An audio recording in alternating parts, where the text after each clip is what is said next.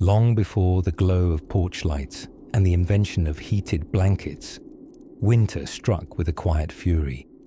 Snowflakes tumbled from the sky like a million unpaid interns, relentless, unpaid, and apparently determined to make things inconvenient. And into this frozen world stepped our early settlers. Brave, yes. Overdressed, rarely. But full of hope, wood smoke, and oatmeal. Absolutely. Imagine it's the late 1600s. You're in New England, which, poetically, is Latin for, yikes, this is colder than we thought. You've just stepped off a creaky ship, kissed solid ground, and now your number one priority is clear. Don't freeze. Now, modern winter shelters have reindeer pattern throw pillows and thermostats you can control with your phone. Back then, the options were simpler. You'd start with the wigwam, used by many indigenous peoples of the Northeast. Woven from saplings and bark, these dome-shaped homes were surprisingly warm. The settlers looked on, shivering in their under-insulated cabins and thought, they might be onto something with the not freezing to death approach. But the true secret weapon of surviving the winter wasn't a particular building. It was ingenuity and moss. Yes, moss. Let's start underground. Some settlers, inspired by both indigenous knowledge and their own desperation, began digging. The concept: the earth stays warmer below the frost line. So, scoop out a shallow pit, line it with logs, perhaps hammer in a few pegs for dignity's sake, and boom. Welcome to the pit house. These semi-subterranean structures were part shelter, part root cellar, and all about conserving heat. Snow, as it turns out, is an excellent insulator if you pile it properly, and nothing says home sweet home like a roof buried in a snowdrift with just the chimney poking out like a confused seal. Inside, it was close quarters.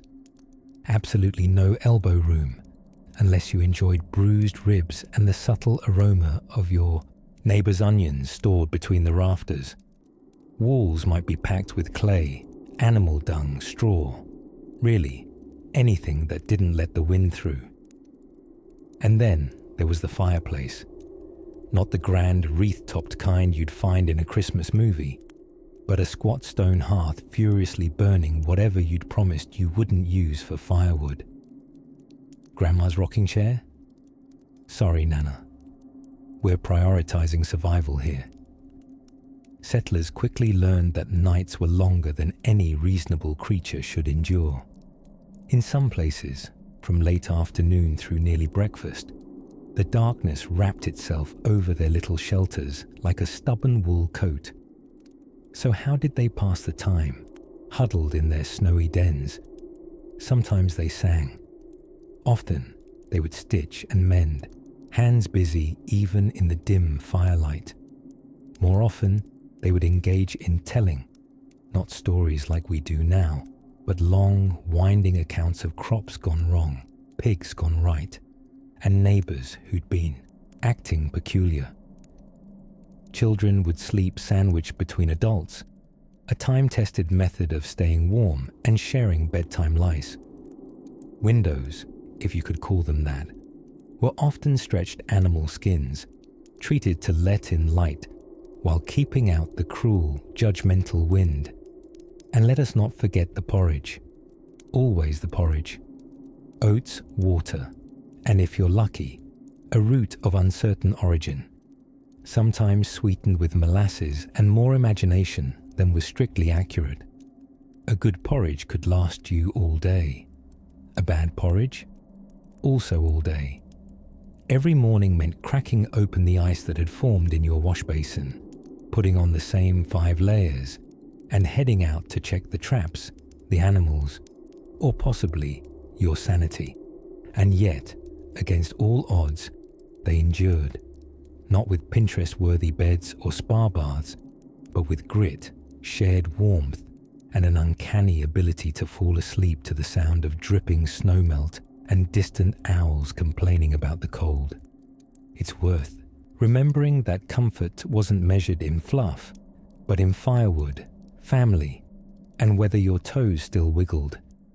In the hush of these snowy shelters, buried beneath drifts and dreams, the first threads of community were woven together, threadbare perhaps, but strong and warm where it counted. And so, with our feet tucked beneath woolly blankets and our imaginations inching toward frost-covered hearths, we let the snow fall gently in our minds.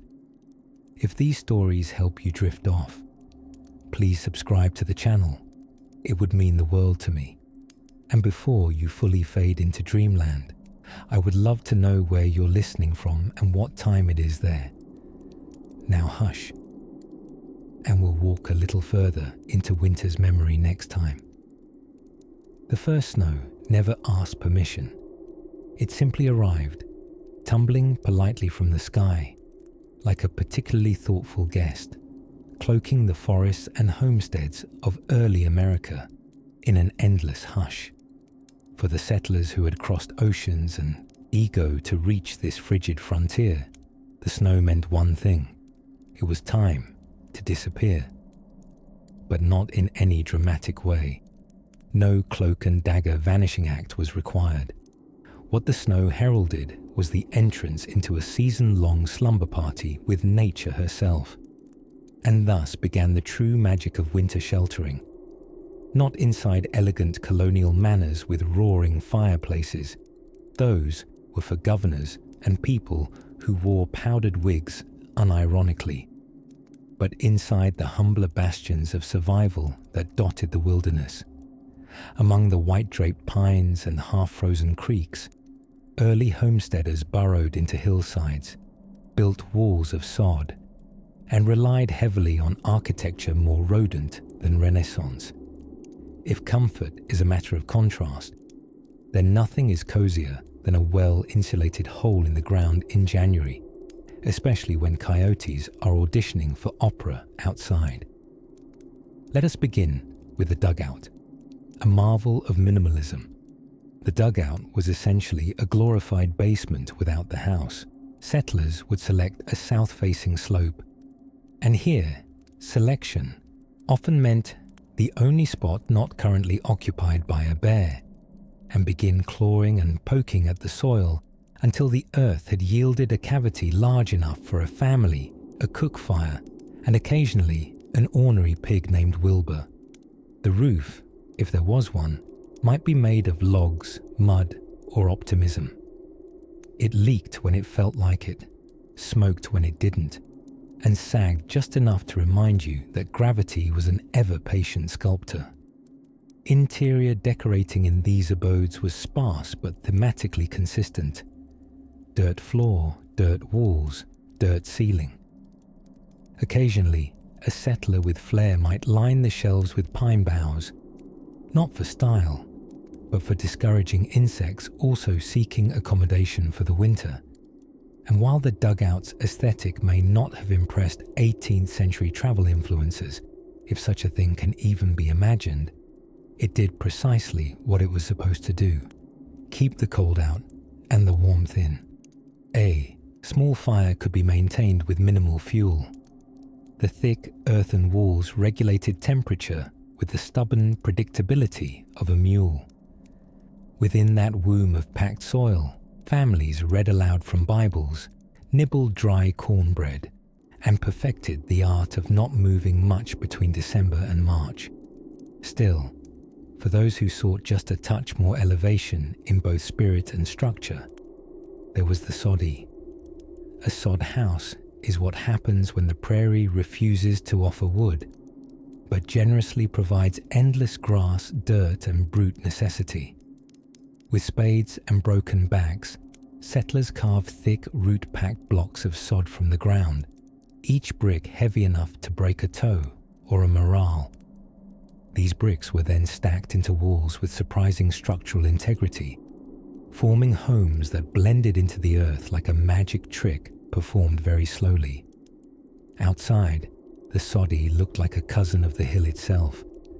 Inside it smelled of grass clippings, clay, and hope.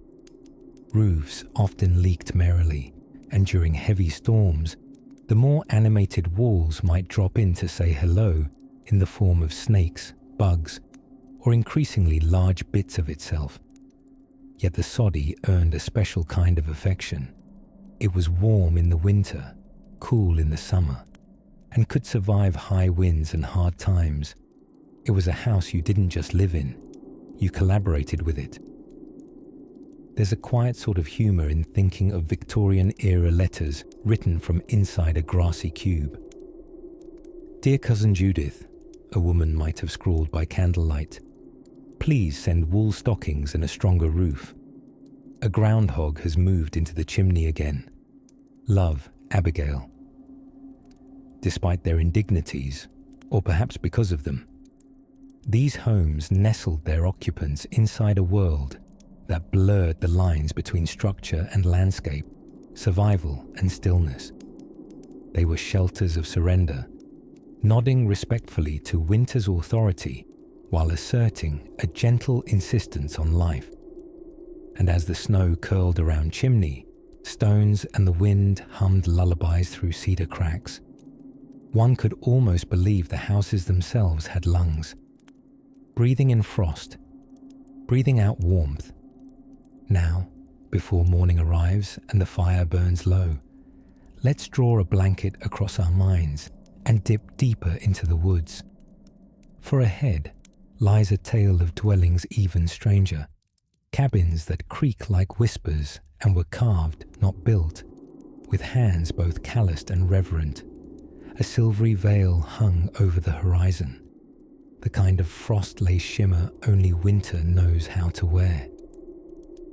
In the low light of an early December morning in 1703, settlers in New England weren't sipping oat milk lattes or comparing fleece-lined boots.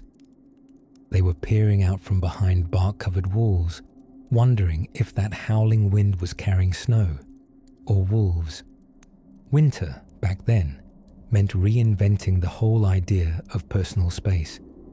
If you were lucky, you crammed your entire family, grandfather, goats, and that deeply judgmental aunt into a single room, cabin no bigger than a modern laundry closet. If you were really lucky, half of you didn't get chilblains from sleeping next to a wall made entirely of mud and prayers. You see, when the snow started falling thick and solemn, early settlers turned to earth-fast ingenuity, the snow-covered dugout. Not a baseball thing. This was architecture by desperation and pure grit. Imagine a house where most of the structure is really just a hole, dug 3 or 4 feet into the ground, fitted with thin wooden supports, a roof stolen from nearby trees, and the finest insulation 1703 could muster, maybe moss, maybe mud, maybe some parts of a molting chicken. The theory was simple. Cold air rises, warmth sinks. Not scientifically accurate, but it felt true when your lower half was buried in a cozy pit and your upper body was wrapped in every article of clothing you've ever owned, including a sock you borrowed from that very same judgmental aunt. Some settlers built to what's called a soddy, shelter, a kind of primitive bunker with walls pieced together from chunks of grass-topped earth, stacked like off-brand Jenga blocks that nobody dared touch. With enough snow piled on top, these low, inconspicuous havens actually stayed fairly warm, snug like rabbits in a warren. Except, of course, for the smell, which can best be described as somewhere between damp raccoon and family of onions in a sauna. Despite their humble appearance, these snow-drifted hovels were lifelines. The sod absorbed wind, the snow insulated the roof, and the inside, though rustic, was full of the sounds of life.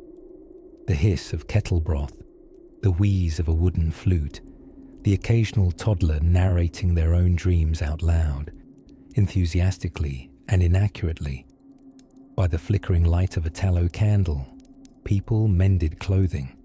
told stories of verdant springs that felt like pure fiction, and made plans for futures that included plank floors and possibly chairs. Yes, chairs. Not just logs politely shaped into seating. But perhaps one of the most surprisingly pleasant elements of these snow shelters was what they left out. Complex furniture, for example, and doors that actually latched.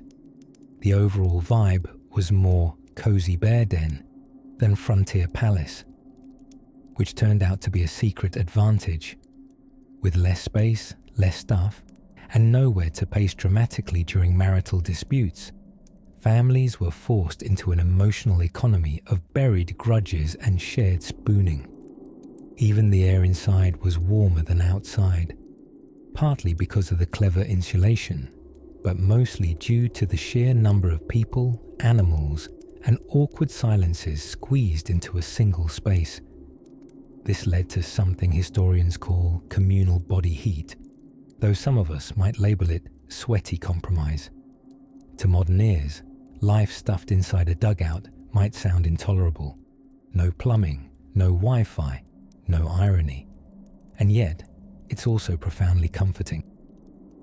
There, in that earth-cloaked cavity, with snow hushing the outside world and the fire crackling like a sleepy lullaby, survivors of a strange new continent learned how to simply be, to endure side by side, to embrace the art of the minimal, and to accept that sometimes your roof will leak directly onto your stew, and that's just Tuesday.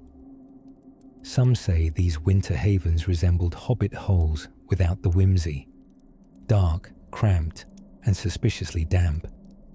But when the wind shrieked through the trees and the wolves gave that melodramatic howl they were so fond of, even pioneers who swore they were fine sleeping under the stars were quietly grateful for earthen walls and a half-frozen onion brother-in-law to lean against. And from these quiet burrows of human tenacity, deeper innovations would emerge, ingenious adaptations carved from necessity, whispered at the edge of the firelight, where minds began reaching toward the next evolution of winter shelter. It begins, of course, with a hole, not a metaphorical hole, though early settlers would certainly dig enough of those when it came to trust funds, interpersonal drama, and the occasional land dispute. No, this was a literal hole, dug deep into the snow-packed earth. One might not expect hole in ground to appear on the same architectural resume as lifesaving fortress. But this, dear listener, is where the magic happens. When European settlers first set foot, or more accurately, set ankle-deep leather boots into the snow-covered forests of North America, they were met not with cozy inns and mulled cider, but with an unrelenting winter that laughed at their stone chimneys and said, "Nice try." Enter the snow cave, or if you're feeling fancy, the Quincy. Unlike the igloos of the Inuit, blocks of compacted snow stacked in domes so precise that NASA engineers would blush, Quincy's were humbler affairs. Built of shoveled snow piled into a mound and then patiently hollowed out, they relied on the insulating powers of tightly packed fluff. Yes, snow, nature's favorite punchline, could also be an impromptu survival blanket. The settlers, unfamiliar with the techniques of the indigenous peoples who had thrived here for centuries, learned very quickly, in the way most colonists learn things, cold, hungry, and desperate. Observing native groups such as the Cree and Dean, who perfected the Quincy as a temporary shelter during hunting expeditions, the newcomers began to borrow methods, sometimes politely, often poorly, and occasionally after 2 or 3 toes had already been donated to frostbite. Now, let's take a gentle walk into one of those snowy shelters, shall we? It's twilight. Snow muffles the sounds of the forest. The wind whispers through fir trees, A distant owl contemplates your tax evasion habits, and inside a freshly dug quinzee, a flicker of warmth pulses. The entrance is low, so you crawl inside, dragging your blanket of burlap and questionable decisions behind you. Inside, the walls glow with the shimmer of candlelight pressed against icy surfaces. Despite being surrounded by snow, the air feels paradoxically warm. That's the trick of the quinzee, snow's strange ability to insulate. While the outside might howl at 20 degrees below, inside your humble snow mound, the space often settles at a comparatively balmy 20 to 30 degrees Fahrenheit. Not exactly beach weather, but you won't turn into a human icicle either. To make it cozier, early settlers sometimes lined the frozen ground with hemlock boughs or animal hides. A little interior design, winter edition. Furniture? None. Storage? A lucky pocket. Roommates? Uninvited raccoons were a feature, not a bug. Despite their simplicity, these shelters often saved lives, not with grace, but with stubborn improvisation. They weren't built to last a season. They were thrown together with desperate fingers in an hour of fading light. As long as the roof didn't collapse under an overeager raccoon or a philosophical moose, you could make it through. Now, if you're wondering who had the bright idea to sleep directly under several hundred pounds of chilled crystallized water, well, almost everyone. Nomadic peoples across snowy climates, across Lapland, Siberia, Alaska, had reached similar conclusions, proving that sometimes the best ideas are the ones you stumble across when survival is on fire or frozen. Of course, not every winter shelter involved digging into snow. The more permanent kind, log cabins with moss-chinked walls and stoves puffing out the quiet breath of smoke into the star-flecked sky, were the dream. But until enough timber was cut, enough stones lugged, and enough roof leaks cursed into complying, the humble snow hole would do. Some settlers even developed a temporary ritual, a kind of winter waltz. Arriving at a site too late to build a cabin, they'd construct a quinzee to survive the immediate cold, then gradually work on, something sturdier once spring murmured its promises. And in these dark, muffled nights beneath a quilt of snow, strange conversations happened. Plans whispered into frost-bitten air, past pies of frost shared among tired hands. Seeds were planned for spring. Songs half remembered from warmer lands hummed softly into the icy darkness. Snow, for all its chill, became a kind of cocoon, but snow alone was not always enough. There were other shelters beyond digging and hoping, ones shaped with animal hides, birch bark, and the ingenious curve of possibility. In the depths of winter, when even the trees seemed to huddle together for warmth, early settlers didn't just battle the cold. They struck cautious truces with it. And nowhere was this chilly diplomacy more evident than in the curious rise of the sod house. At first glance, the sod house seems about as glamorous as a potato with a roof. But with wood in short supply on the treeless stretches of the American prairie, homesteaders turned to the very ground beneath their feet, or rather, above their boots, which were often soaked, frozen, or inexplicably missing a heel. Life was resourceful like that, armed with spades, a pang of desperation, and a suspicious amount of optimism. Settlers sliced thick bricks out of the prairie turf, layers of soil interwoven with the stubborn roots of native grasses that had no intention of going quietly. These bricks were heavy, messy, and maddeningly uneven. Naturally, they were perfect for building a home. Constructing a soddy, as these humble abodes would be known, was part endurance trial, part architectural leap of faith. Each brick was laid grass side down. a bit like parquet flooring by earthworms, and stacked row upon row into thick, insulating walls. The grass side down technique wasn't some horticultural fashion choice. It helped bind the walls together, creating a sort of vegetative Velcro. Unorthodox, yes, but remarkably effective. The roof, however, was where things got a little springy. Many sod houses topped their walls with wooden beams scavenged with the enthusiasm of raccoons at a picnic. Over the beams, settlers layered brush, reeds, and then, because they were clearly on a roll, yet more sod. The result? A roof that was fireproof, waterproofish, and occasionally responsible for the odd mushrooms sprouting above the kitchen table. Imagine eating soup while a toadstool nods politely from above. And the insulation? Remarkable. Sod walls, often 2 feet thick or more, kept the frigid prairie winds at bay. Inside, heat from a modest fireplace or stove could transform a frostbitten toe situation into a tolerably lukewarm one. Children fell asleep under buffalo hide quilts, the walls hushed by soil and sedge, the winter howling outside like a wolf with a toothache.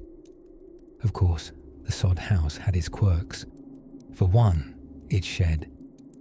Bits of dirt occasionally crumbled politely into your oatmeal.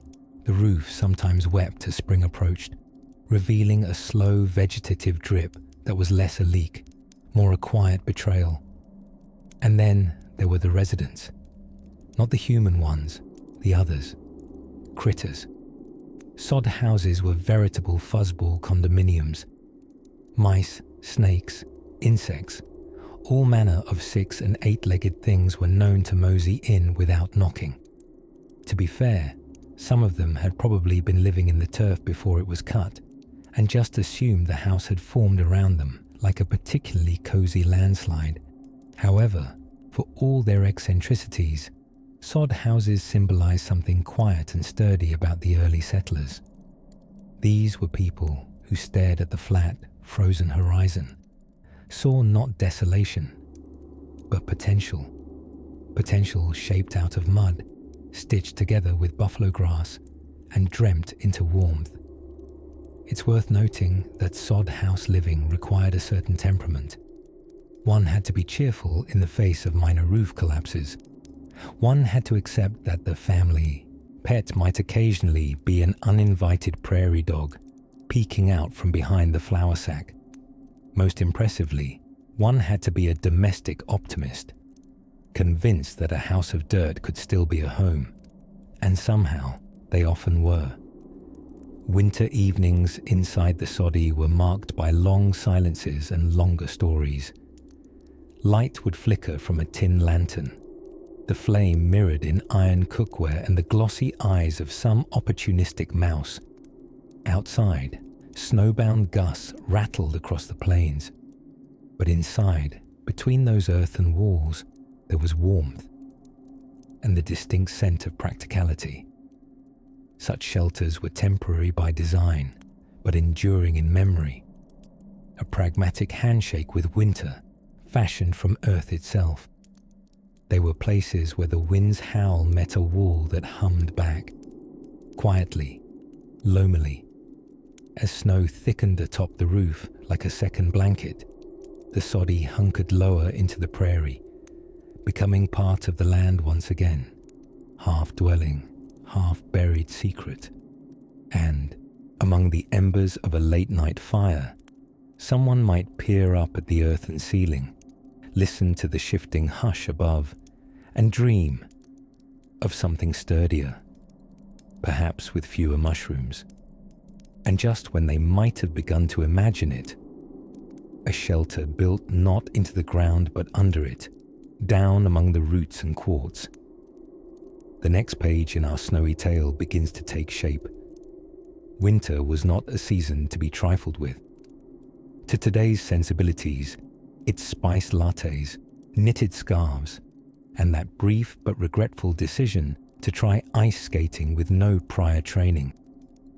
But for the early European settlers of North America, winter was a 6-month-long chess match against nature, except all your pawns are freezing to death and your queen is currently trying to keep the soup from freezing mid-stir. And yet, there was an odd and risky comfort in the snow itself. You might not think of snow as particularly cooperative unless you're a snowman. But to settlers, snow wasn't just a nuisance that arrived every November like an unwelcome uncle. It was insulation. Something you could quite literally live under if you were courageous, cold, and sufficiently out of better options. Enter the concept of the snow house. No, not an igloo. Different culture, different continent. And not to be confused with snow forts, which are built mainly by spirited children and overly competitive uncles. We're talking about everything from simple snow-packed lean-tos to hand-carved tunnel dwellings built into snowdrifts, or even earthen shelters capped by snow itself as nature's heavy, white comforter. The technique drew inspiration from Native American winter survival habits, particularly those of the Inuit, Cree, and even the Algonquins further south. Indigenous peoples had long known snow wasn't just a problem, it was a possibility. It could muffle sound, trap body heat, and create the silent calm of survival. It was cold, yes, but it was colder outside. So, settlers watched, and settlers improvised. They began to adapt, making what they referred to as snow bunkers, slump huts, or less glamorously, whatever keeps the frostbite off. These makeshift shelters were dug into snowbanks when no wood was left for cabins, no bark for lean-tos, and when the wind was staging yet another angry musical outside. Now, digging a hole into a snowdrift and calling it home might sound like an act of desperation. That's because it certainly was. But it was ingenious too. Snow traps air. Air holds heat. If it's good enough for foxes and forest-dwelling rodents, it's good enough for 1730s humans with calloused hands and 14-word vocabularies. Construction was an intimate affair. It usually took 2 to 3 people, a small spade, and the kind of patience that comes with realizing your boots are technically colder than the air.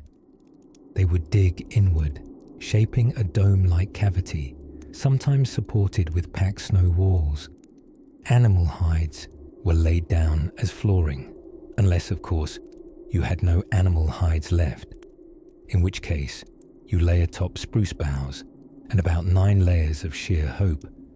A central body-warmed living area was often carved with bench-like snow seating. Yes, that was a thing. All surrounding a tiny oil lamp or fire pit, which would melt a small hole in the roof, and ideally, not the ceiling as a whole. Smoky, yes, but better breathing than frostbitten toes. The fire posed a constant get-it-just-right game. Too much, and your ceiling collapses. Too little, and your eyelashes acquire icicles. Still, stories of such snow shelters abound in settler journals and oral folklore, albeit told with the same tone one might use to describe waking up inside a refrigerator and calling it a 2-star Airbnb. One Quebecois trapper wrote in 1792 that he weathered February inside a snow pocket with 2 dogs, 3 furs, and a ladle of bear grease, which is by all accounts simultaneously a survival triumph and an olfactory cautionary tale. And not all snow dwellers chose their white-walled destiny. Some found themselves trapped in snowdrifts while travelling and simply thought, well, I suppose I live here now, carving out cosy dens from within their temporary prisons. Amazingly, this strategy often worked. Even more surprising, when shaped right, these snow dwellings could be quiet, silent even, the howling wind above muted by layers of packed crystals. Those inside could often hear their own breath, their heartbeat, or in rarer cases, their cousins snoring loudly in the corner as if auditioning for wilderness opera. The snow, in its soft tyranny, provided something cities rarely deliver: perfect, absolute stillness. And so, under the snow, huddled by flickering firelight and the scent of pine needles and smoked meat, early settlers survived. It was primitive, it was practical, and oddly poetic, the idea of hiding inside winter to survive it. Of course, not everyone relied solely on snow huts. The truly fortunate, or perhaps just the particularly hammer-savvy, found better luck with timber and mud constructions. Dug deep into earth and banked with snow, they blended the best of both worlds, buried like bad secrets and insulated like buffalo coats. But those cozy mud-scented masterpieces deserve their own moonlit moment. Let's step quietly now and peek beneath the forest floor, where settlers tapped into an even older instinct: burrow to survive and dream beneath the dirt. The log cabin, with its stoic little chimney and syrupy puffs of smoke, gets all the artistic credit in wintry paintings and old-timey films. But beneath the surface, quite literally, was another kind of refuge: the humble, hidden pit house. This was not a trendy minimalist Airbnb, but a practical pocket beneath the frost line that promised warmth when the world above had become a snow-globed poem of hardship. Picture it: a shallow depression dug into the earth, sides padded with logs, and a roof fashioned from bark, branches, sod, and the general optimism that it wouldn't collapse in the night. Early settlers and indigenous communities alike relied on this earthy hybrid of architecture and burrowing instinct. Think of it as the architectural equivalent of wearing your coziest sweater and then crawling under the bed with some hot soup. Now, before heaters and insulation and Pinterest boards about Scandinavian rustic, survival was about knowing how not to turn into a meat popsicle. Above ground, winter winds howled like unpaid banshees. Below ground, however, that's where geothermal magic danced gently in the shadows. The earth, not known for being trendy, remains a surprisingly consistent 50 degrees Fahrenheit once you get beneath the frost line. Not exactly beach weather, but cozy enough if you stacked insulating furs and kept the soup pot constantly simmering. One family might pile in together, shoulder to shoulder like potatoes, in a root cellar, which, hilariously, they often shared the space with. It was not uncommon for these dwellings to double as food storage, meaning you could sneeze and knock over half the winter's turnip supply. And if you'd never considered a turnip as a pillow, you'd soon be forced to get creative. Ventilation, however, was key. Without it, a pit house could turn into a smoky subterranean sauna. So a clever hole in the roof, sometimes just shy of ill-advised, would vent the fire's breath up into the sky. The smoke would drift lazily into the still, cold air, a signal to any passerby that yes, someone lived here, and no, they're not particularly fond of lung damage. These shelters weren't just a product of muddy desperation. They were marvels of knowledge passed down from indigenous ingenuity and hard-earned experience. The Yupik people of Alaska, the Inuit in the far north, and the Mandan of the upper Missouri built their own iterations, each with regional flair and a high regard for not freezing. Some built frame structures covered in earth, others carved directly into hillsides. Either way, they all subscribed to the same life-saving principle: less house, more hug. In some cases, settlers who hadn't built anything before October would try digging into riverbanks, the nearest hillside, or just straight down, like they were mining for potatoes. Many such makeshift homes were lined with whatever was on hand: planks, bark, or even woven mats. Doors were less hinged and more move that slab of wood aside. And yet, these places became the heart of early winter life, smoky, cramped, and utterly irreplaceable. Sitting around a central hearth, children whittle toys or crack nuts with stones shaped like your neighbor's disgruntled face. Stories were told, big ones, heroic ones, strange ones. The time the ox ran off with Pa's boots, or why we don't eat the purple berries unless you like seeing double. Oral history preserved, like butter in a root cellar, not just for entertainment, but for survival. Knowing which tree bark could be boiled into something vaguely nourishing could make the difference between hard times and very, very hard times. Even underground, fashion had its place. Yes, you might be sharing one room with 12 people and a goat, but you could still tie a jaunty sash from dyed rabbit hide and pretend you were royalty from the kingdom of beneath the hill. The goat didn't care, but it was the effort that counted. Pit houses were temporary in theory, yet often used for seasons on end, passed down or even expanded like the world's slowest growing ant colony.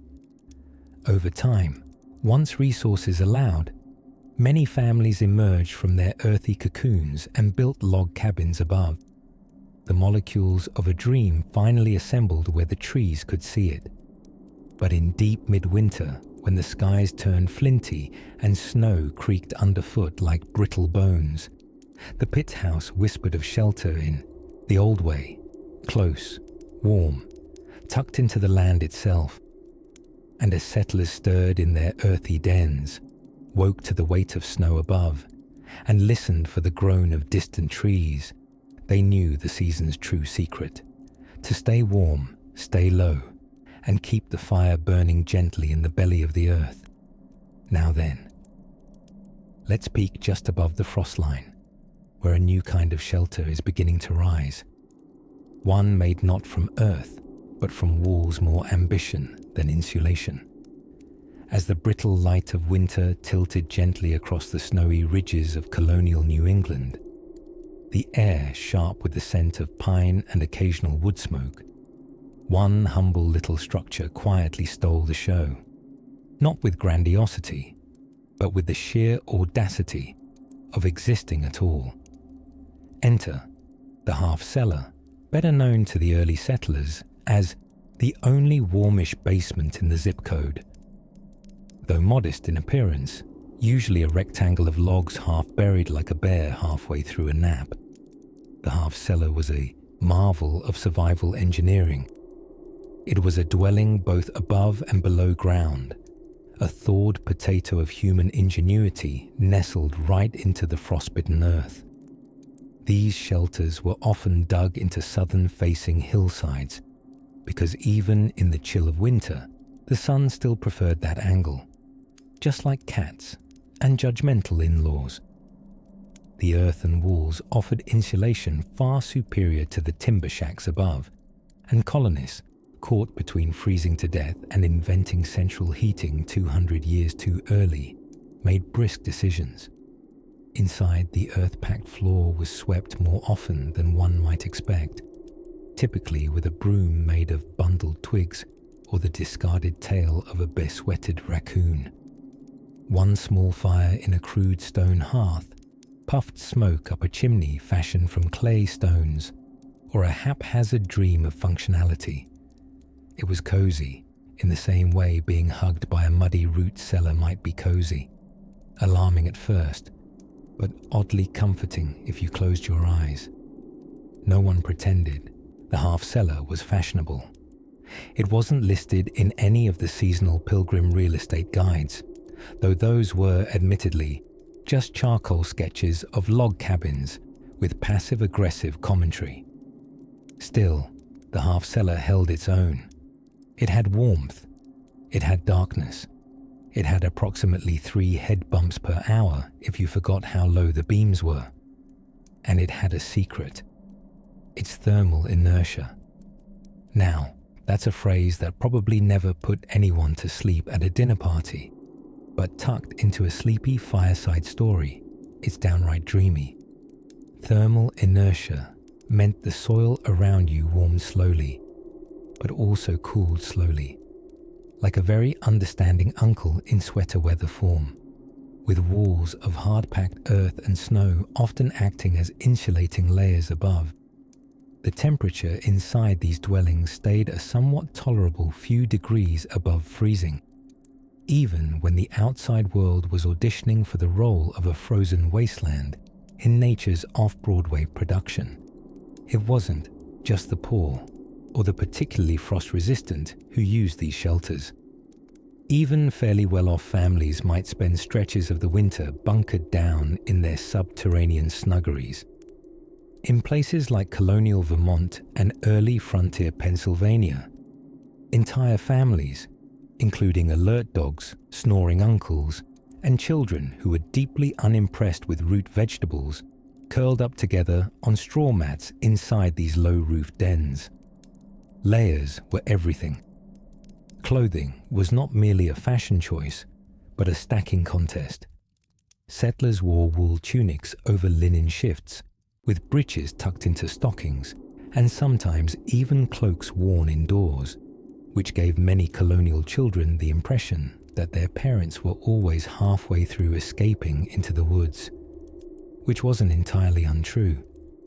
Food, too, was strategic. A root cellar beneath a half cellar might keep turnips edible and apples from turning into fruity hockey pucks. A slab of salt pork hung like a greasy chandelier above the hearth, properly respectably out of reach and gloriously immune to the chilling whims of January wind. Mornings began with a shared groan, as if the entire dwelling were a sentient, reluctant creature.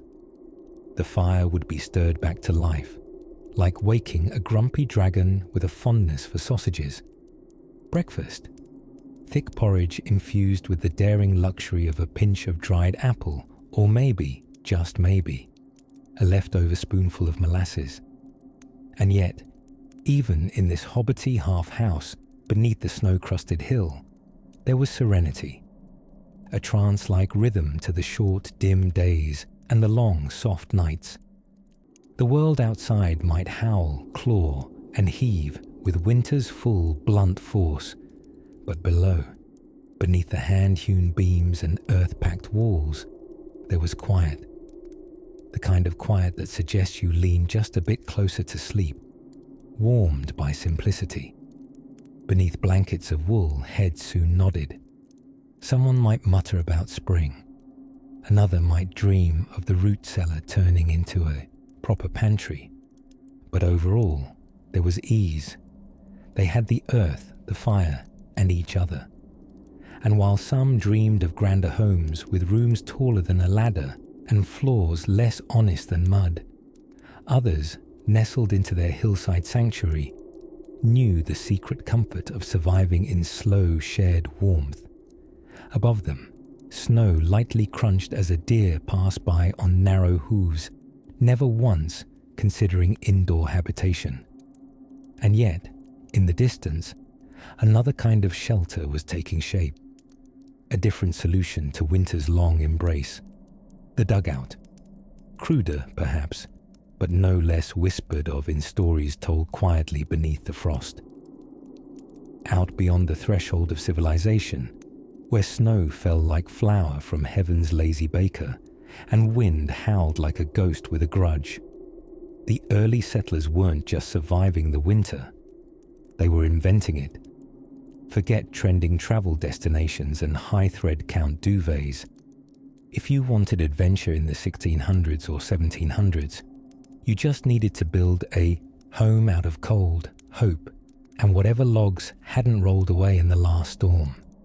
And while today's winter tips involve layering and hot toddies, back then, it meant insulation innovations like stuffing every crevice of your house with moss and despair. By the heart of January, when the trees stopped pretending to be trees and just huddled in silence, many settlers had grown intimate with the subtle mysteries of snow layering. Beneath its silent soft carpet lay nature's most underappreciated gift, thermal insulation. Snow, it turns out, is remarkably bad at conducting heat. When your life depends on warmth, that's good news. Some of the more clever, or perhaps just colder, settlers figured this out early. Dependable snowbanks became draft blockers. Roofs welcomed an extra snow hat rather than shaking it off, pleased to keep the heat sealed inside.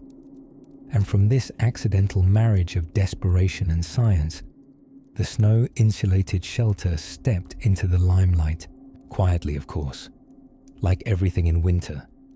Now, if you stepped inside one of these homes, you'd be forgiven for thinking you'd accidentally walked into a historical reenactment hosted by your eccentric uncle, who only speaks in 18th century idioms. Low ceilings kept precious heat close to the floor. Windows, if they existed, were the size of optimistic letterboxes and mostly filled with oiled paper or thin animal bladders. Yes, really. Turns out, when glass is scarce and frostbite is plentiful, pigs' parts become versatile contributors to architecture.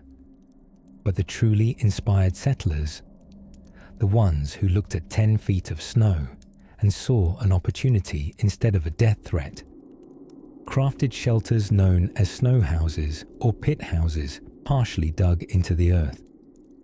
These were particularly loved by indigenous peoples across the northern regions long before colonial neighbors began borrowing the ideas, usually without sending a thank you note. These earth-sheltered habitats were naturally warmer due to geothermal insulation, meaning if you dug down just a little, Mother Earth offered a gentle, radiated warmth, or at least a slightly less punishing kind of cold, a cozy chill, if you will. Settlers took these cues to heart. They learned to dig low, build with sod and brush, and, rather controversially, invite the livestock to live under the same roof. Not for companionship, although a sheep could be surprisingly chatty, but for the sheer utility of shared body heat. Picture it. You, your spouse, 3 kids, 6 chickens, 2 goats and a cow named Bessie, all wedged together like a sleepy medieval Airbnb. No central heating, but the ambient warmth of slow-breathing cows does have its charms. And then there was the stove, usually a cast-iron creature squatting in the center of everything, puffing smoke through a chimney that wanted, more than anything, to collapse under the snow. This humble stove was both a blessing and a barely managed fire hazard. At any given moment, it invited the possibility of either soup or disaster. Yet somehow, these early snowbound sanctuaries did their job. They comforted aching bones, incubated sourdough starters, and offered one last place to hang your soggy woolen socks before falling asleep in layers thick enough to rival modern mattress commercials. Outside, the world was one long breath of silver silence. Snow cushioned every sound, muffled distant howls, and whispered a lullaby written in ice. Inside, bellies full of root vegetables and questionable salt pork, families nestled under mounds of quilts, drifting off to dreams of spring, or at the very least, dreams of not freezing solid before sunrise. And as the wind curled around the structure, disappointed by its inability to terrify the determined, candles flickered like tiny suns, holding back the winter's ancient dark, at least for now. Just beyond the stove's dwindling glow sat a pair of snowshoes, woven awkwardly from bent branches and rawhide. Tools of survival, yes, but also an invitation to adventure, because when the snow grew too deep for a horse and too wild for wheels, well, that was when the settlers' strangest inventions truly began.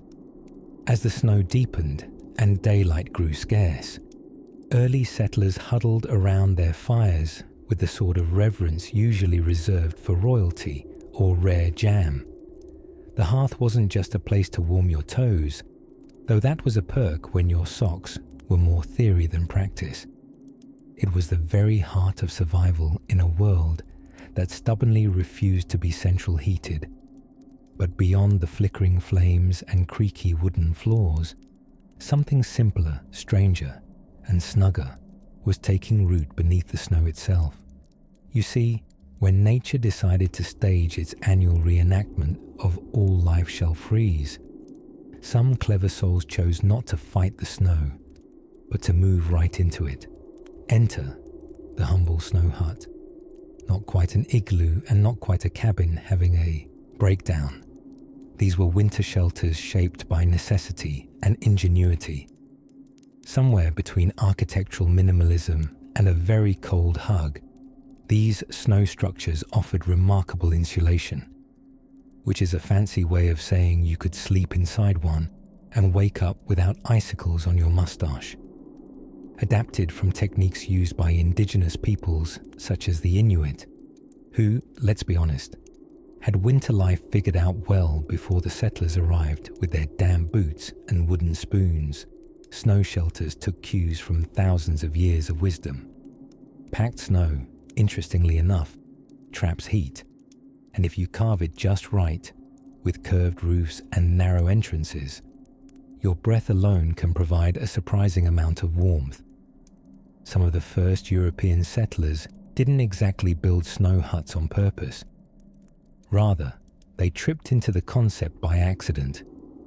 A misjudged hunting trip, a sudden blizzard, and next thing you know, a group of frostbitten farmers are scooping out snowdrifts and saying things like, "Well, it's not the barn, but it'll do."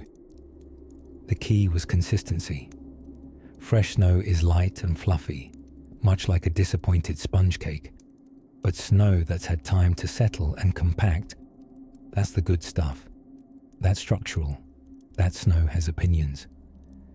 With a few rudimentary tools, anything from a handsaw to, historically, a snowshoe used as a scooper, yes, we are inventively lazy creatures.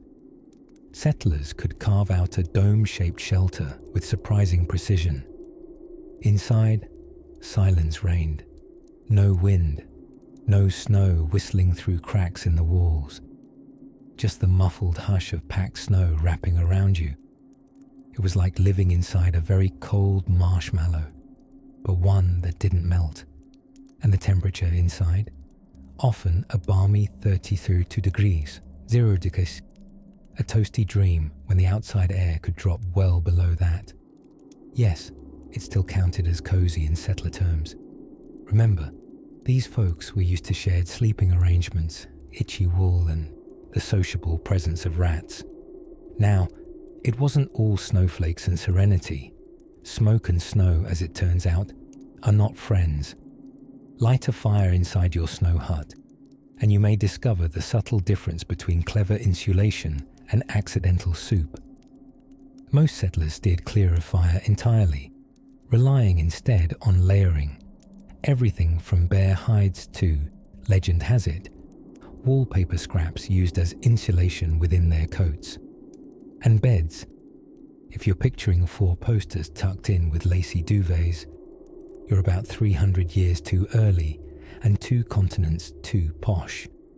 Snow hut beds were raised platforms made of evergreen branches like spruce and fir, laid thick to keep sleeping bodies off the ice-cold ground.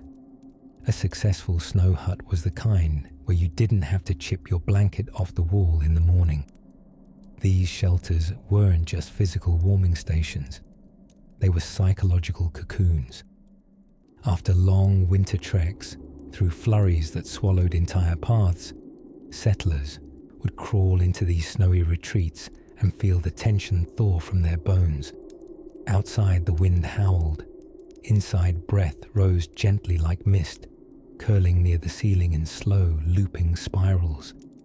Many evenings passed with quiet voices trading stories, fireless shadows dancing on snow walls lit only by lantern glow, and the reassuring mood of a winter night held at bay.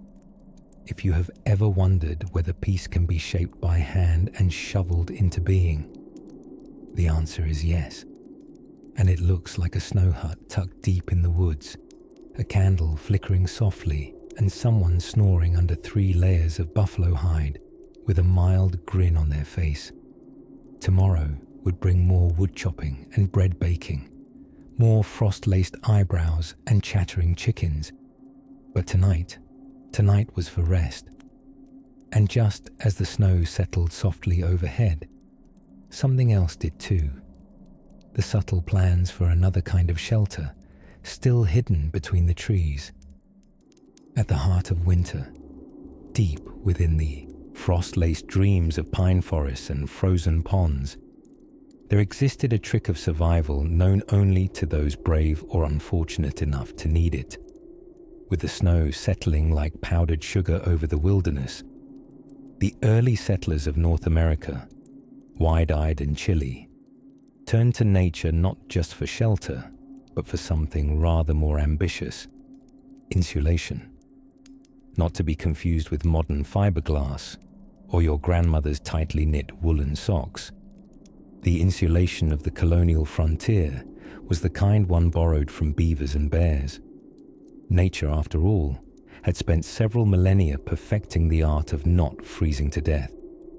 The secret wasn't in the walls, but around them. Settlers constructing their winter homes quickly learned that merely trapping heat wasn't enough. No, they had to outwit it, tuck it in, whisper soft lullabies to the warmth and convince it to stay.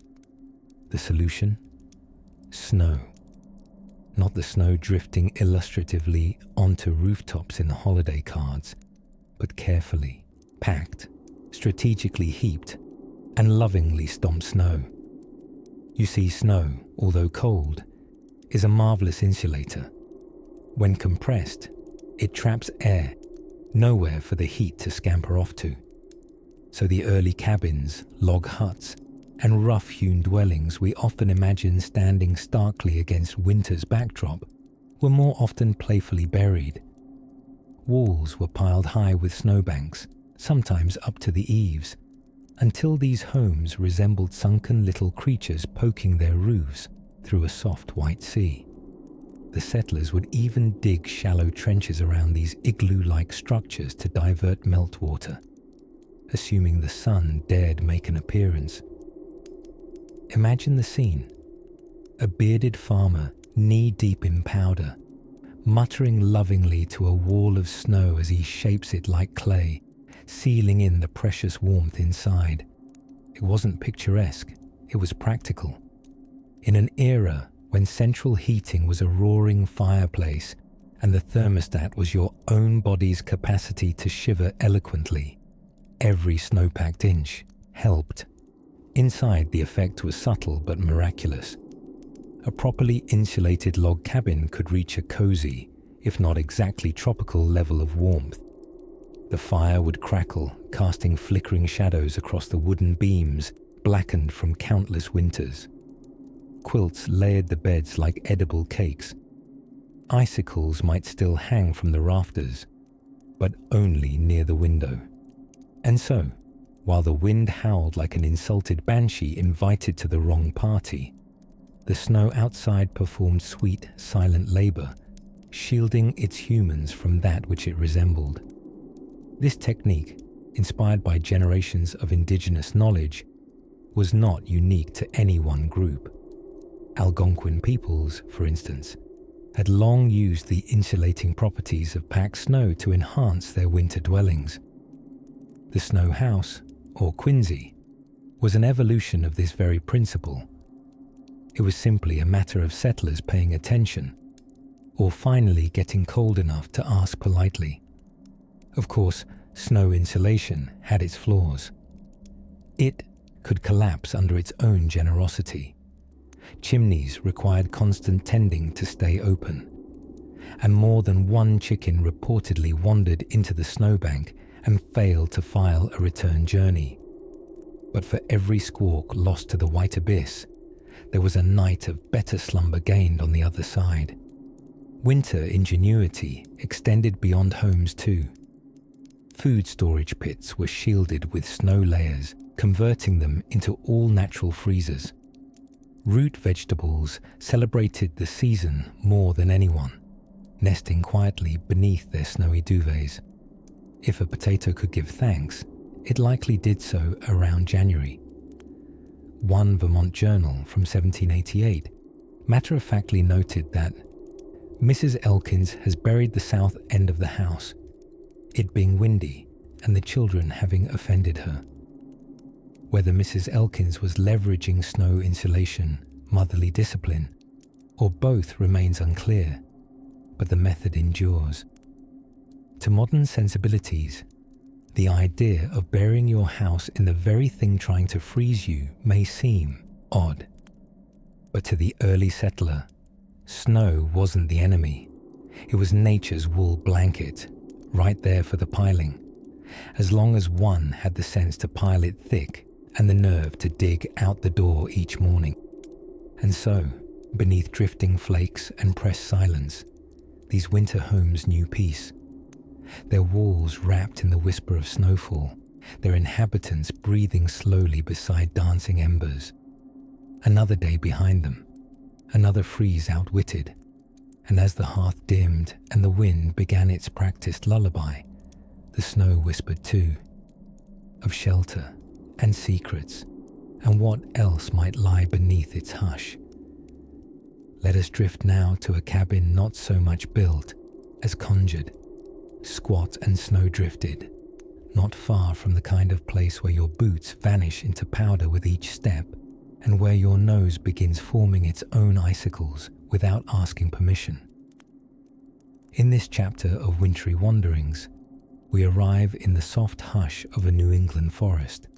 Sometime in the mid-1600s, the trees stand like silent sentinels cloaked in early snow, while smoke coils up in lazy spirals from chimneys made of stones chosen more for convenience than symmetry.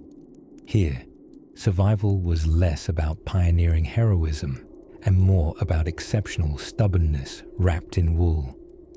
Now, remember, this wasn't the land of gleaming log cabins just yet.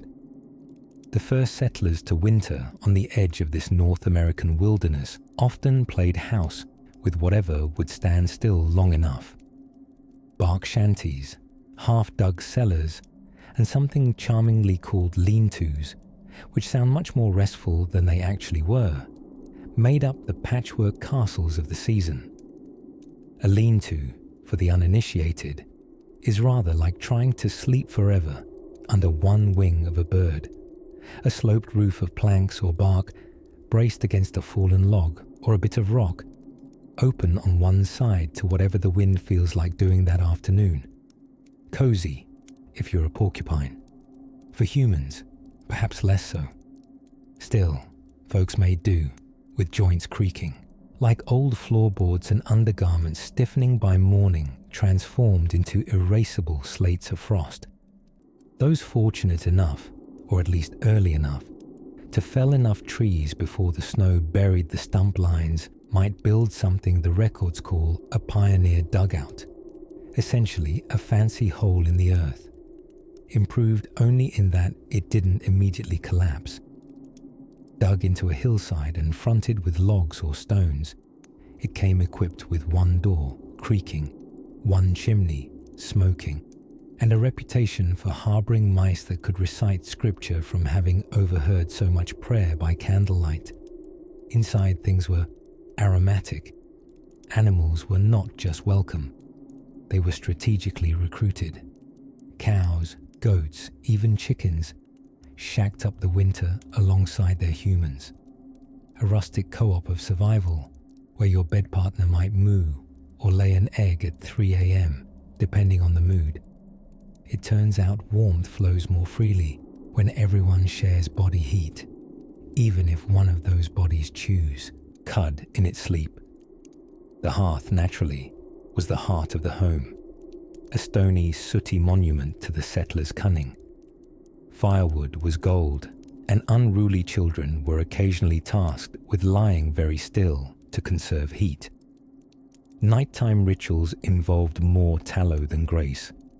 Candles that smelled faintly of despair lit the rooms with a flicker that made everyone look vaguely guilty, even when they were mostly just exhausted. Isolated against the cruel churn of blizzards, families told stories to keep spirits raised, most of them involving wolves, pioneers of great fortitude, or at least humorous misunderstandings involving turnips and frozen trousers. Nothing binds a clan quite like the memory of Uncle Miles accidentally locking himself in the privy during a nor'easter with only half a lantern and a hunk of jerky. The retelling kept everyone just warm enough. And yet, despite the lack of comforts, there was a kind of beauty nestled in the hardship. Snow muffled all sounds except the gentle feeding of the fire, the half-whispered prayers before bed, and the sighs of people who had made it through another day.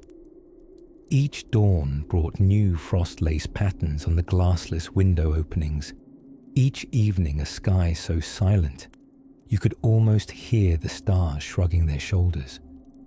The loneliness of winter could be a stern teacher, but also a quiet friend. In the crackle of a sap-laced log, there lived the memory of every season that had ever come and gone. It reminded the settlers, half asleep, half cold, that warmth wasn't only something the fire gave. It came from the stories they told, the silence shared, and the sheer ridiculous tenacity of building normal life under conditions that even squirrels might question. By mid-January, the snow would be shoulder high, the preserves dwindling, and a fierce longing for April would settle over the settlement like another layer of snow. But for now, the fire still burned, the dugout still held, and somewhere, someone was snoring, possibly a goat. Later, as the frost crept along the eaves and fresh snow ghosted down under a plush winter moon, the time would come to follow those whose daring ambitions stuck further north still, where shelters weren't merely built, but sculpted into secrecy. As the lonesome wind curled through the skeletal trees and snowflakes danced like hesitant fairies in the pewter sky, the settlers braced for the grumpiest chapter of winter. By now, their sod and log dwellings had settled into their seasonal slump, walls creaking like an elderly violinist, corners puffing out secret chills, and doors groaning like they'd prefer not to open until April. But despite the cold's insistence, people did not simply hibernate like bears in corsets. Life rattled forward on brittle wheelbarrows and stiff joints. This was the time of year when the true utility of winter shelters was tested, when a simple walk to the well became a question of survival. The humble knowledge passed. Down, don't trust the snow when it's whispering at your knees, became gospel. Among the early colonists in New England, a favorite architectural trick was the so-called banked house. This wasn't a financial institution, although it was incredibly valuable come January, but rather a house partially dug into the side of a hill. Mother Nature herself acted as insulation.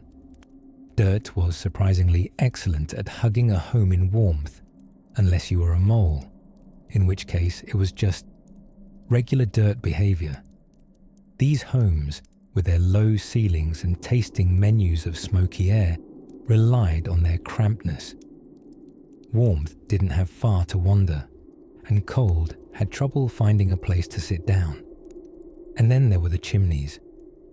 The great architectural brag of early settlement society. If your chimney drew well, meaning it not only expelled smoke but didn't send it back for a second opinion, you were a kind of neighborhood world wonder. The Joneses of 1693 would judge one another very much by flue performance, and if one's chimney was built of stone, didn't catch fire more than twice a season, and didn't shelter raccoons by early March, well, you might find yourself the center of winter's small, sooty cocktail parties. Children enjoyed few luxuries in the frozen months, but they did invent the art of floor hovering. In a one-room cabin heated only by the hearth, you quickly learned that the highest foot traffic was warmest, right by the fire, inches from being singed, where pets, boots, and small humans jostled like stockbrokers with icicles in their beards. Fur was king. Deerskin, raccoon pelts, even muskrat if you had particularly adventurous cousins. These were layered like flaky pastries, worn like thick, smelly love letters to survival. Quilts made from scavenged scraps and honest desperation were passed from bed to bed, woven tighter than a frontier preacher's sermon. Linen sheets were as mythical as dragons and served similar purposes, warming the imagination only. But perhaps the most unexpectedly cozy contraption of the winter lodging was the humble foot warmer, a small wooden box into which hot coals were placed and carried to beds, sleighs, and lap-level emergencies.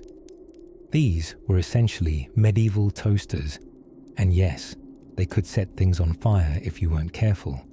But what's a little combustion between friends?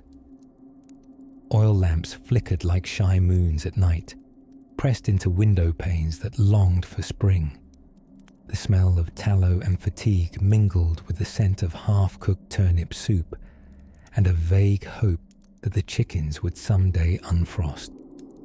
It was a perfume unique to winter shelter life. Eau d'endurance, with a top note of charred everything. Some settlers even built tunnels, yes, actual snow tunnels, between outbuildings and their homes, so they could stumble half asleep to the barn or outhouse without facing the full, opinionated wrath of a February wind. These snowy hallways did the trick and were, at least until the next thaw, surprisingly convenient. There was an intimacy to all this, to the invention, the closeness, the delicious insult of trudging 5 steps outside only to feel your eyelashes freeze together in a gesture of seasonal rebellion. Winter wasn't just a season, it was a character in the settlers' lives. Crotchety, fond of mischief, and the sort who always showed up uninvited just when you'd gone to the trouble of scrubbing the cabin. And yet, wrapped in animal hides and stories, warmed by fires both literal and metaphorical, they endured, or curiously, flourished. Within their tiny, low-lit rooms and under sagging roofs, winter became a shared pastime, one memorable frostbite at a time. Of course, no amount of clever design could outsmart the most unpredictable part of any winter dwelling, its fellow inhabitants. Families large enough to field 2 baseball teams found themselves crammed into single rooms for months, without murder, somehow. But what, you ask? Did they do all those long, freezing hours to pass the time? Well, that, my friend, leads us gently into our next tale. As the deep hush of winter settled over the early settlements like a thick woolen blanket, fashioned perhaps by someone's very determined grandmother, the role of community became more than just social convenience. It became essential survival.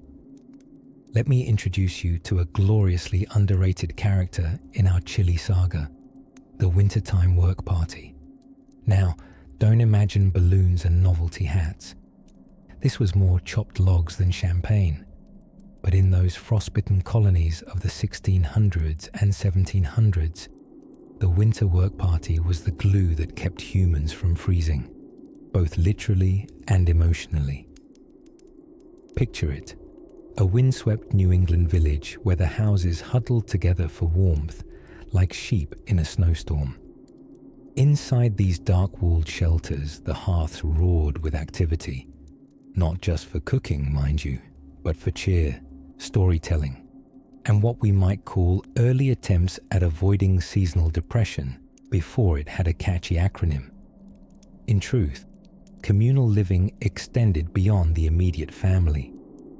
During heavy snows and unforgiving cold snaps, neighbors tucked in together under one roof, 15, sometimes 20 souls sharing a fire, food, and the one corner of the house where the wind didn't sneak in.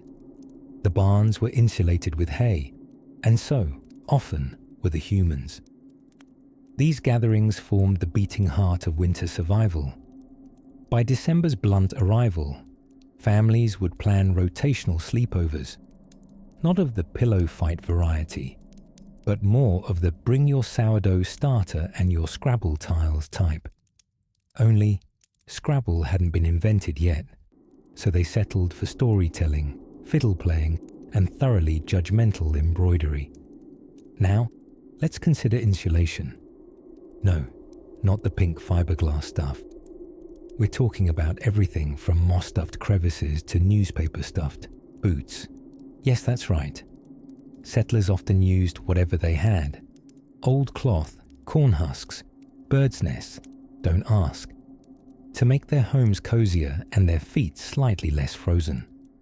When desperate, early Americans even used dried apple peels layered between their shirt and waistcoat. Whether that worked or just made them smell like a strudel in distress is up for debate. And in these tightly packed houses, the kitchen was battlefield, ballroom, and central heating system all rolled into one. The heavy cast iron kettles swung gently over the flames like pendulums in slow motion, bubbling with stew made from whatever the root cellar could still reluctantly provide. Turnips again. Wonderful. Perhaps this time with a hint of salt and dashed hopelessness.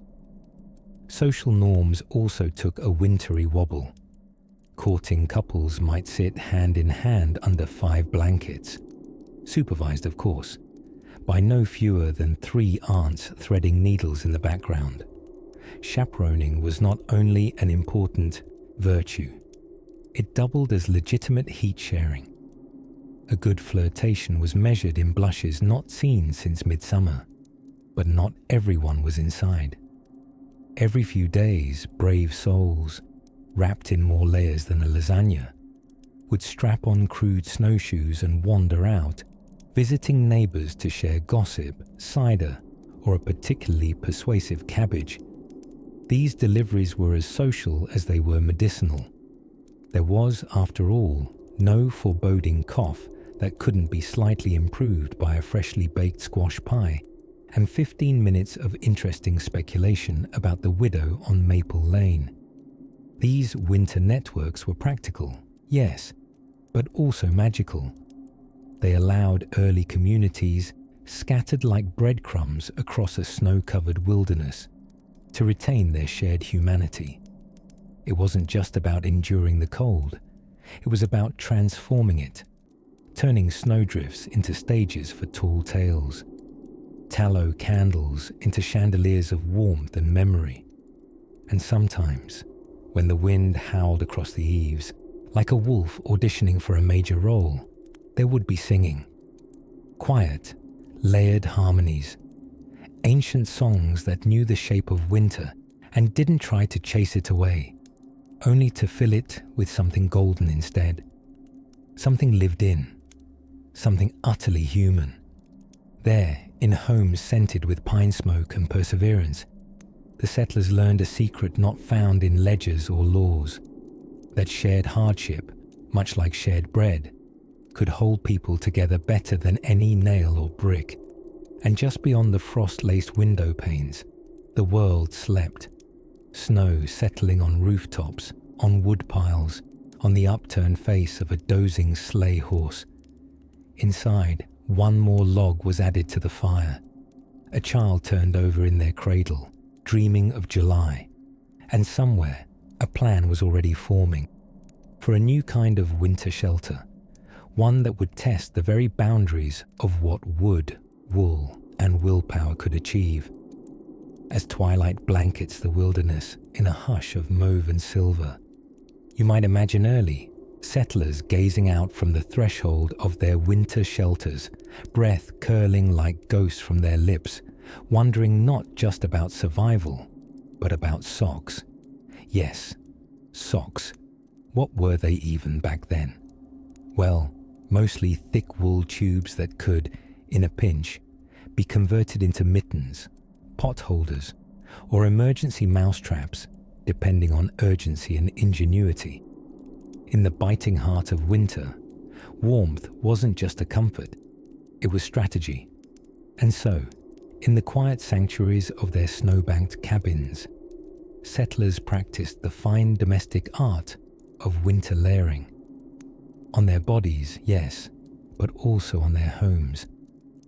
The walls of their log cabins, those valiant barriers between flesh and frostbite, weren't just logs stacked in agreeable rows. They were often treated with a thick stuffing of moss, mud, or a charming little plaster mix called daub, which had the aesthetic and texture of sad oatmeal, but sealed air gaps like an overachieving porridge. Stories tell of settlers racing winter's arrival, frantically plugging up holes as snowflakes crept like scouts through the chinks.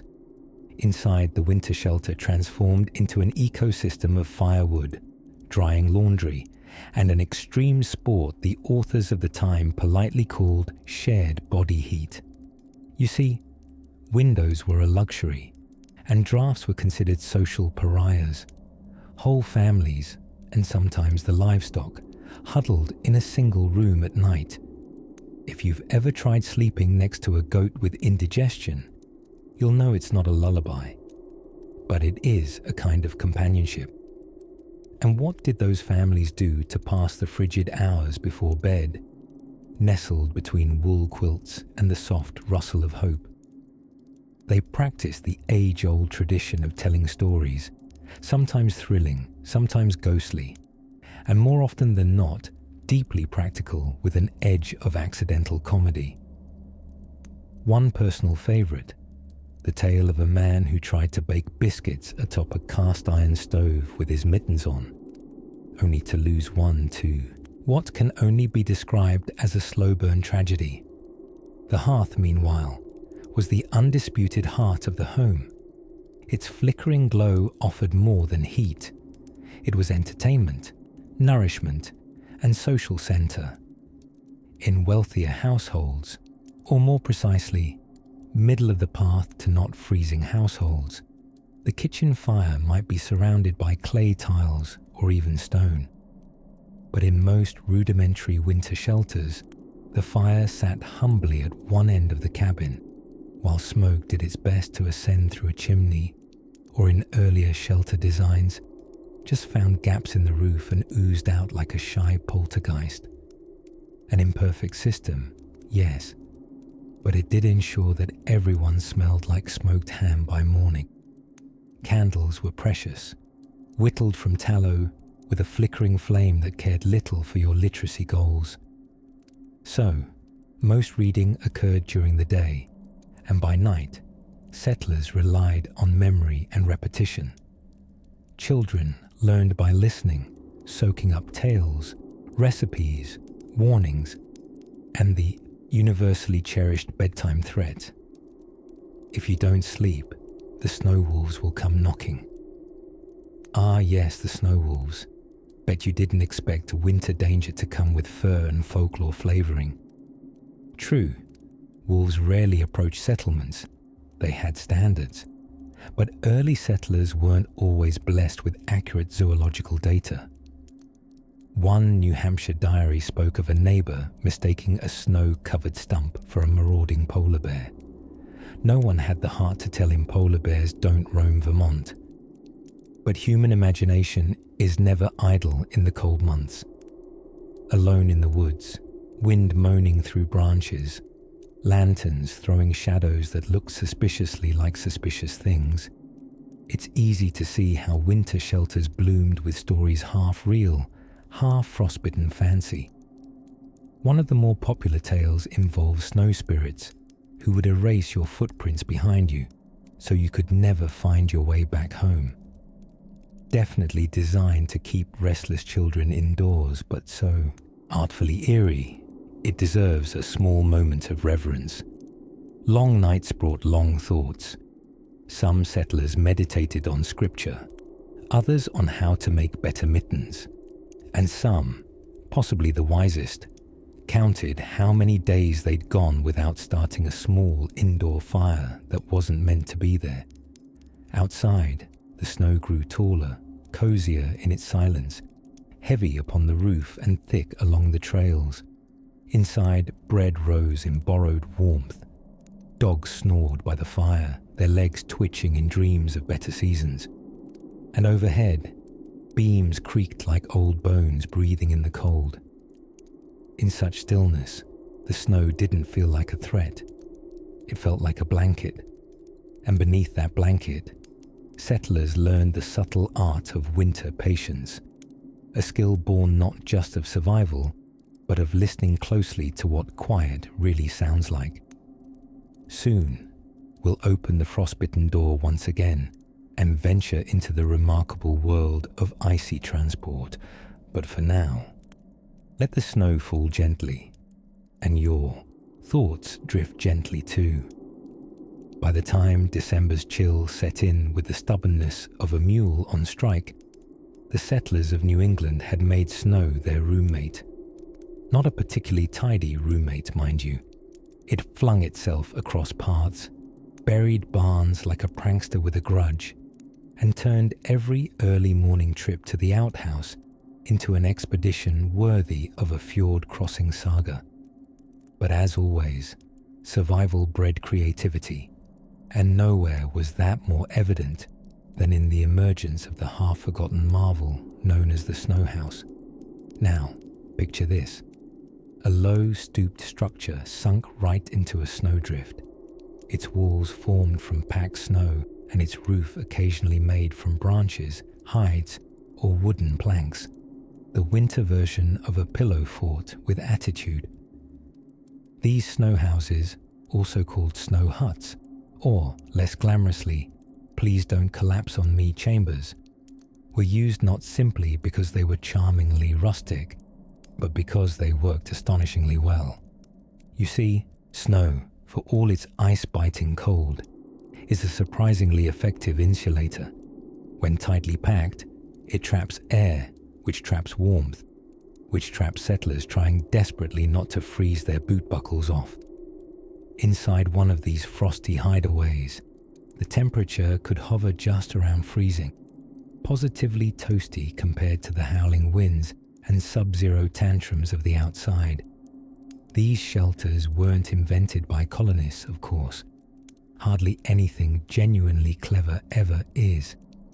Native peoples such as the Inuit, Cree, and Algonquin had harnessed snow's insulating powers for centuries, and in more wobbly moments of humility, European settlers did glance sideways and think, you know what?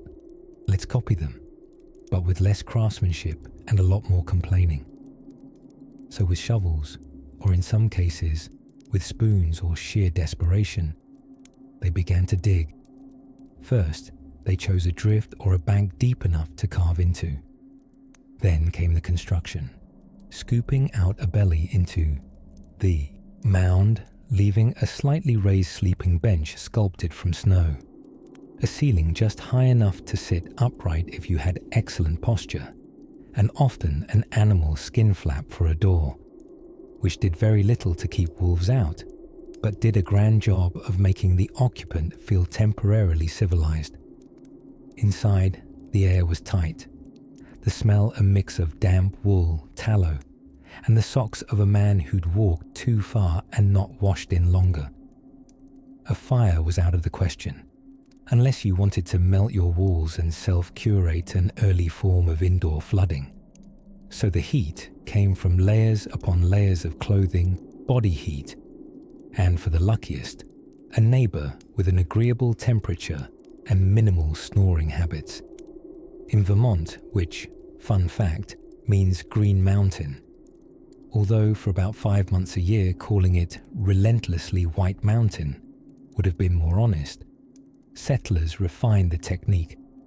Some began pre-building snow shelters before the worst storms, while others learned to shape blocks of crusted snow into walls and roofs like oversized sugar cubes.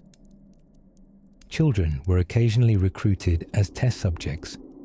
kindly tucked inside these snow houses with a lantern and a chunk of bannock to see if the idea would actually work. It often did, and yes, it was rather like sleeping inside a frosty loaf of bread. But compared to the alternative, being turned into a human icicle, the notion of curling into a snow cocoon suddenly became not just acceptable, but downright cozy. During the worst blizzards, families occasionally bundled into a single snow chamber. 2 parents, 4 children, a goat, and a chicken, all rediscovering their squishiest angles. It was communal discomfort at its best, but within that snug little dome came stories. Whispered tales of old winters, of grandfather's epic day-long trek through the snow just to borrow a thimble, of how last year, old Jebediah used his beard to catch falling snowflakes and save the family from dehydration. Some tales were less accurate than others. All of them were warm. In those moments, as the wind howled outside and the snow pressed heavy against the walls, the snow house became a brief sanctuary, white, silent, and stubbornly safe. A pause in the chaos, a shelter built not from wood or stone, but from the very cold they feared. It was, in a way, alchemical, turning peril into security, turning wilderness into home. And when morning came, when the wind had quieted and the drift stood still, those inside would peek out into the ghost of the storm and wonder, just for a second, if the world had turned to sugar. Tomorrow would bring more cold, more shoveling, more boot repairs, and the ever-present risk of slipping into a snowbank and briefly passing into the spirit realm, only to return sneezing. But tonight, they had shelter. Just beyond the white fields and wind-bent trees, a different kind of shelter was beginning to emerge. Not dug from snow, but raised atop it. One defined, not by its low ceilings, but by its high walls, tall enough to hold warmth, family, and the first sweet smell of pine smoke. By the time mid-February yawned across the colonial wilderness, the snow stopped bothering to fall and simply loitered on rooftops like a cat that refused to go home. Those who had made it this far through the frozen gauntlet of winter, colonists, fur trappers, and the occasional misdirected poet, had more or less grown into their snowshoes. And deep, deep within the pine-swathed silence of the north, a peculiar little structure creaked under the weight of survival, the mongrel offspring of bark, mud, and sheer winter stubbornness. A winter shelter known simply as the half-faced camp. Now, naming a shelter half-faced might sound ominous, like something that got rejected from a ghost story anthology. But really, it was just a very practical description. The front was left completely open to the fire. That's right, the entire face of the camp was just vibes and smoke. The other 3 walls, however, were solid enough to keep out wolves, wind, and modestly aggressive raccoons. These shelters were especially favored by explorers, hunters, and desperate people who told themselves, "It's just for the night," and then stayed till April. Built quickly from whatever nature had on hand. Logs if you were rich in time, brushwood if you weren't, and perhaps a strong sense of optimism. The half-faced camp was a minimalist dream. Fire at the front, bed at the back, and hopefully a layer of pine boughs that didn't come with live insects. Sleeping in these half-faced shelters was less restful night's sleep, and more, let's hope the fire doesn't go out. But for many early Americans trekking through the wilderness, it was the most dependable companion not prone to hypothermia. The key rule: never let the fire die. This turned everyone camping in one into a nocturnal wood-stuffing creature who took turns, feeding the flames in exchange for a somewhat toasty nose.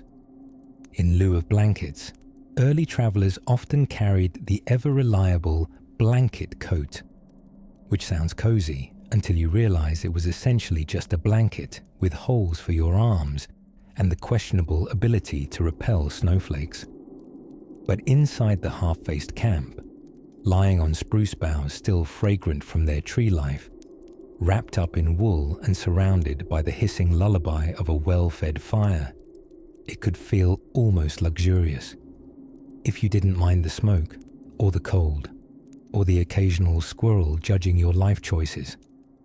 There's also something worth noting, and this might be my favorite part. Many winter travelers used to sleep with their feet toward the fire, like low-maintenance rotisserie chickens. This was called toasting oneself. One settler wrote that his boots once caught fire in his sleep, and he didn't notice until someone else complained about the smell. Such was the balance of danger and warmth. Sometimes, settlers would team up to build slightly fancier options.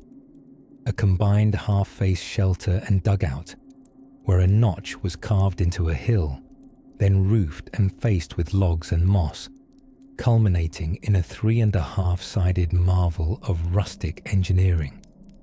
Inside, folks arranged themselves like spoons in a drawer, neat, minimalist, and overheating in close quarters. Voices were few during those long, muffled nights. One could hear the snow shifting on the trees, a distant owl wondering about mice, and the occasional curse when someone toppled over the firewood pile in the dark. But for some, this strange blend of discomfort and resilience was the closest they'd get to spiritual clarity, or at least a good story to tell, eventually. Folklore crept quietly into those nights too. It was said that travelers should never whistle inside a half-faced camp, lest they summon cold spirits or, worse, a draft. These little superstitions warmed the heart, if not the toes, and gave every flickering shadow just a bit more mystery. And so the half-faced camp, humble and half-frozen, became one more whisper in the snowy saga of frontier life, a testament to the kind of minimal comfort only the truly persistent, or questionably sane, would embrace willingly. But nestled between the spruce branches and the ember's final glow, we find another path, one beaten not by feet, but by sled runners, where entire communities learned that survival wasn't just personal, but often pulled together on 4 legs. A soft creak of runners in the snow leads us on. In the dim heart of February, when ice refused to melt and children became walking bundles of wool threaded with scarves, it was not uncommon to find early settlers vanishing entirely from the visible world, disappearing not from existence, mind you, but into their snow-buried winter shelters. At times, merely a thin thread of smoke curling from what looked suspiciously like a misplaced kitchen chimney in the middle of a field would be the only hint that human life pulsed beneath the snowy crust. These dwellings, pressed low and hugged by the earth like a hibernating bear, were not simply makeshift refuges. No, some of them were engineered with the flamboyant practicality of pioneers who had watched far too many roofs collapse under snow and decided to simply put the roof underground. Snow houses, sod huts, dugouts, all names for an architectural genre best described as cold on the outside, cozy on the somewhat less cold on the inside. In parts of the American Midwest, especially during the settlement boom of the 1800s, sod houses were the Midwestern answer to winter. Available real estate in abundance, made primarily from the ground beneath your own boots. With prairie wood as rare as a polite mosquito, settlers turned to the earth for materials. One simply cut large, heavy squares of root-thick turf, dubbed Nebraska marble by humorists of the time, and stacked them into walls thick enough to resemble baked loaves panicked into architecture. A roof could be fashioned with whatever one could find. Grasses, timber from miles away, the neighbor's suspiciously absent wagon, or some string, a prayer, and the weight of snow itself. And it worked, more or less, or at least until springtime, when everything returned abruptly to mud. Snow was also commandeered as part of the insulation process. In the north, particularly among Scandinavian immigrants in places like Minnesota, the outside world itself was used as building supply. A snowy crust would pile up naturally along the hide-backed walls and settle in. And that was perfect. It was more or less like parking a blizzard around your house for comforting insulation. A decision that sounds suspiciously like madness right up until you've spent one night in a house without it. The genius lay in thermal consistency. Snow, while it gleams cold in poetry, is a surprisingly effective insulator. Like a passive-aggressive grandmother, it may freeze your ears off outdoors, but once it's packed tight, it doesn't let much heat escape from what lies within. Early Arctic explorers would later imitate this with snowblocks and igloos, learning from Inuit communities how to treat snow not as an adversary, but as the strange and silent building contractor of the far north. Of course, no shelter solution is perfect. Sod roofs, while excellent at retaining heat, had the inconvenient habit of leaking, falling in, and growing grass and wildflowers indoors. Livestock would sometimes attempt scaling them. It was not unheard of for early homesteaders to wake to the sight of chickens calmly pecking road dust from their sod ceiling, which is, admittedly, better than waking to snow dripping politely on your forehead at 3 a.m. Inside, however, was a different world. A dugout shelter, even half covered in drifts, could be warmed with a small fire, insulated with straw floors, and scented by a dozen stews, all attempting to taste less like boiled root that winter. Quilts were more valuable than cash. And storytelling, undeniably the oldest insulation yet invented, held the long nights at bay. There were the rattling tales that elders told about the big freeze of 41, or the winter a neighbor survived 2 weeks with only dried corn, a borrowed dog, and something called desperation pudding. Children giggled beneath the covers, faces lit by flickering flames, and marveled that the human spirit could refuse to freeze even as everything else did. And so, under feet of snow and sod and sky, life pulsed on, smoking chimneys and whistling kettles where only prairie stretches remained above. It was not a grandeur that demanded notice, but a quiet kind of triumph wrapped in frost. And just beyond the hearth's glow, where the wind hummed its lonely lullaby across the white-topped plains, more clever habits of warmth were yet waiting to reveal themselves. 100 snowflakes tumble from the same sky, but no two settle quite the same on the thatched roof of a fur trapper's winter lean-to. And oh, what a roof that was. Bark slanted at just the right angle to let the snow rest politely instead of barging inside, like that one cousin who never wipes his boots before crossing a threshold. By the turn of the 18th century, the forests of New France, today's Canada, were stitched with a network of seasonal traps, old trails, and temporary homes that looked less like houses and more like the sort of shelter a pine squirrel might sketch in a cold-induced panic. These weren't cabins worthy of postcard fame, mind you. No crackling hearths or rocking chairs here. Just low-slung hovels half buried in snowbanks, masked by branches and silence. The inhabitants were often coureurs de bois, runners of the woods, who'd slipped between the formalities of European settlement and native landscapes like wayward commas in a sentence no one knew how to end. While their official duties were frowned upon by colonial law, their unofficial job descriptions seemed to be survive winter with fur intact. How, you might ask, did one run the woods when the woods themselves were knee-deep in snow and liable to bite your toes off? That's where the art of the habitation diva came in. These winter shelters mixed indigenous know-how with European stubbornness in equal measure. Some were log structures buried intentionally beneath the snow, allowing insulation so fine it could almost be smug. Others were dugouts cut right into the side of ravines, with just a few pine boughs standing guard over the chimney hole like tree-shaped stalks watching over a newborn hearth smoke. It's easy to romanticize such solitude today. Imagine sipping pine tea in your spruce-lined snow bunker while writing moose-inspired poetry. But in truth, these shelters were rarely meant for comfort. They were made to keep the wind out, the warmth in, and the wolves slightly confused.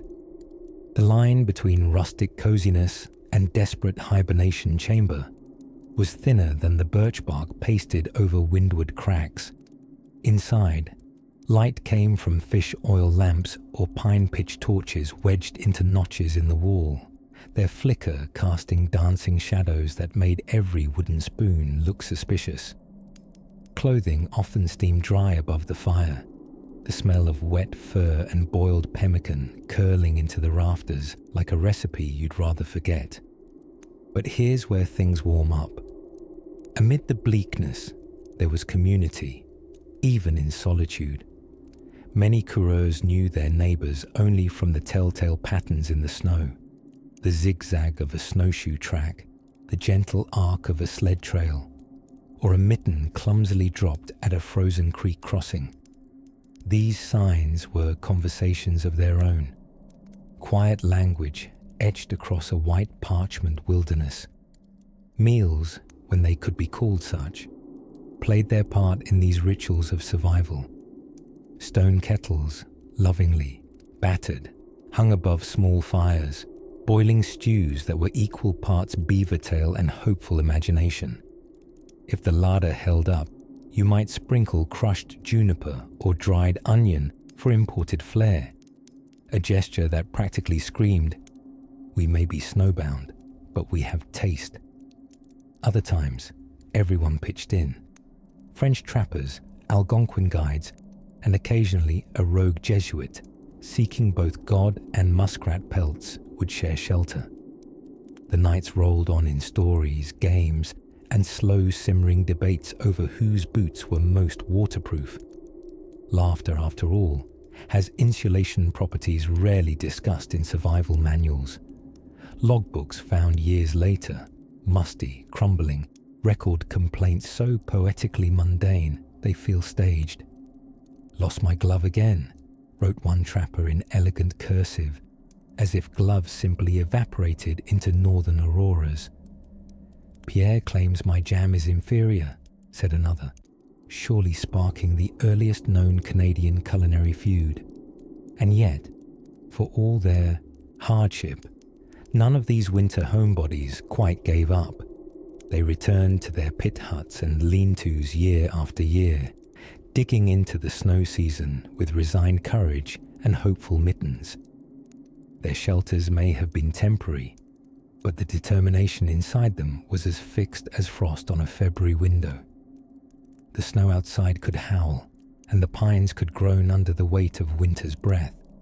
But within those rough walls, crackling with unplanned warmth, something quietly endured. And somewhere beyond the next ridge, tucked deep in the folds of an evergreen valley, a different kind of shelter waited. One not dug, but lifted, hewn not from desperation, but from vision. As the snow deepened and the sun settled into its brief winter appearances, so too did the settlers settle into the curious rhythm of cabin life. You might imagine it as dreary, cold, and listless. And well, yes, it was that. But it was also a little magical in that slow, frostbitten way that comes when The world quiets down, and the only sounds are the creaking of timber, the crackling of fire, and the occasional settler muttering, "Why did I ever leave Portsmouth?" Inside those log walls, the term coziness was interpreted loosely. Insulation was an enthusiastic suggestion rather than a reality. Moss, clay, and sometimes nothing at all separated the family inside from the wind's opinion outside. Still, families adapted. They wore more layers than a prize onion, and somewhere between the woolen shawls and bearskin blankets, they found a strange bundled contentment. Sleeping arrangements were, shall we say, intimate. Families huddled together, with children packed like pastries in a shared bed, or laid out near the hearth like warm, slightly snoring stones. If someone turned over in their sleep, at least 3 others had to shift to accommodate it.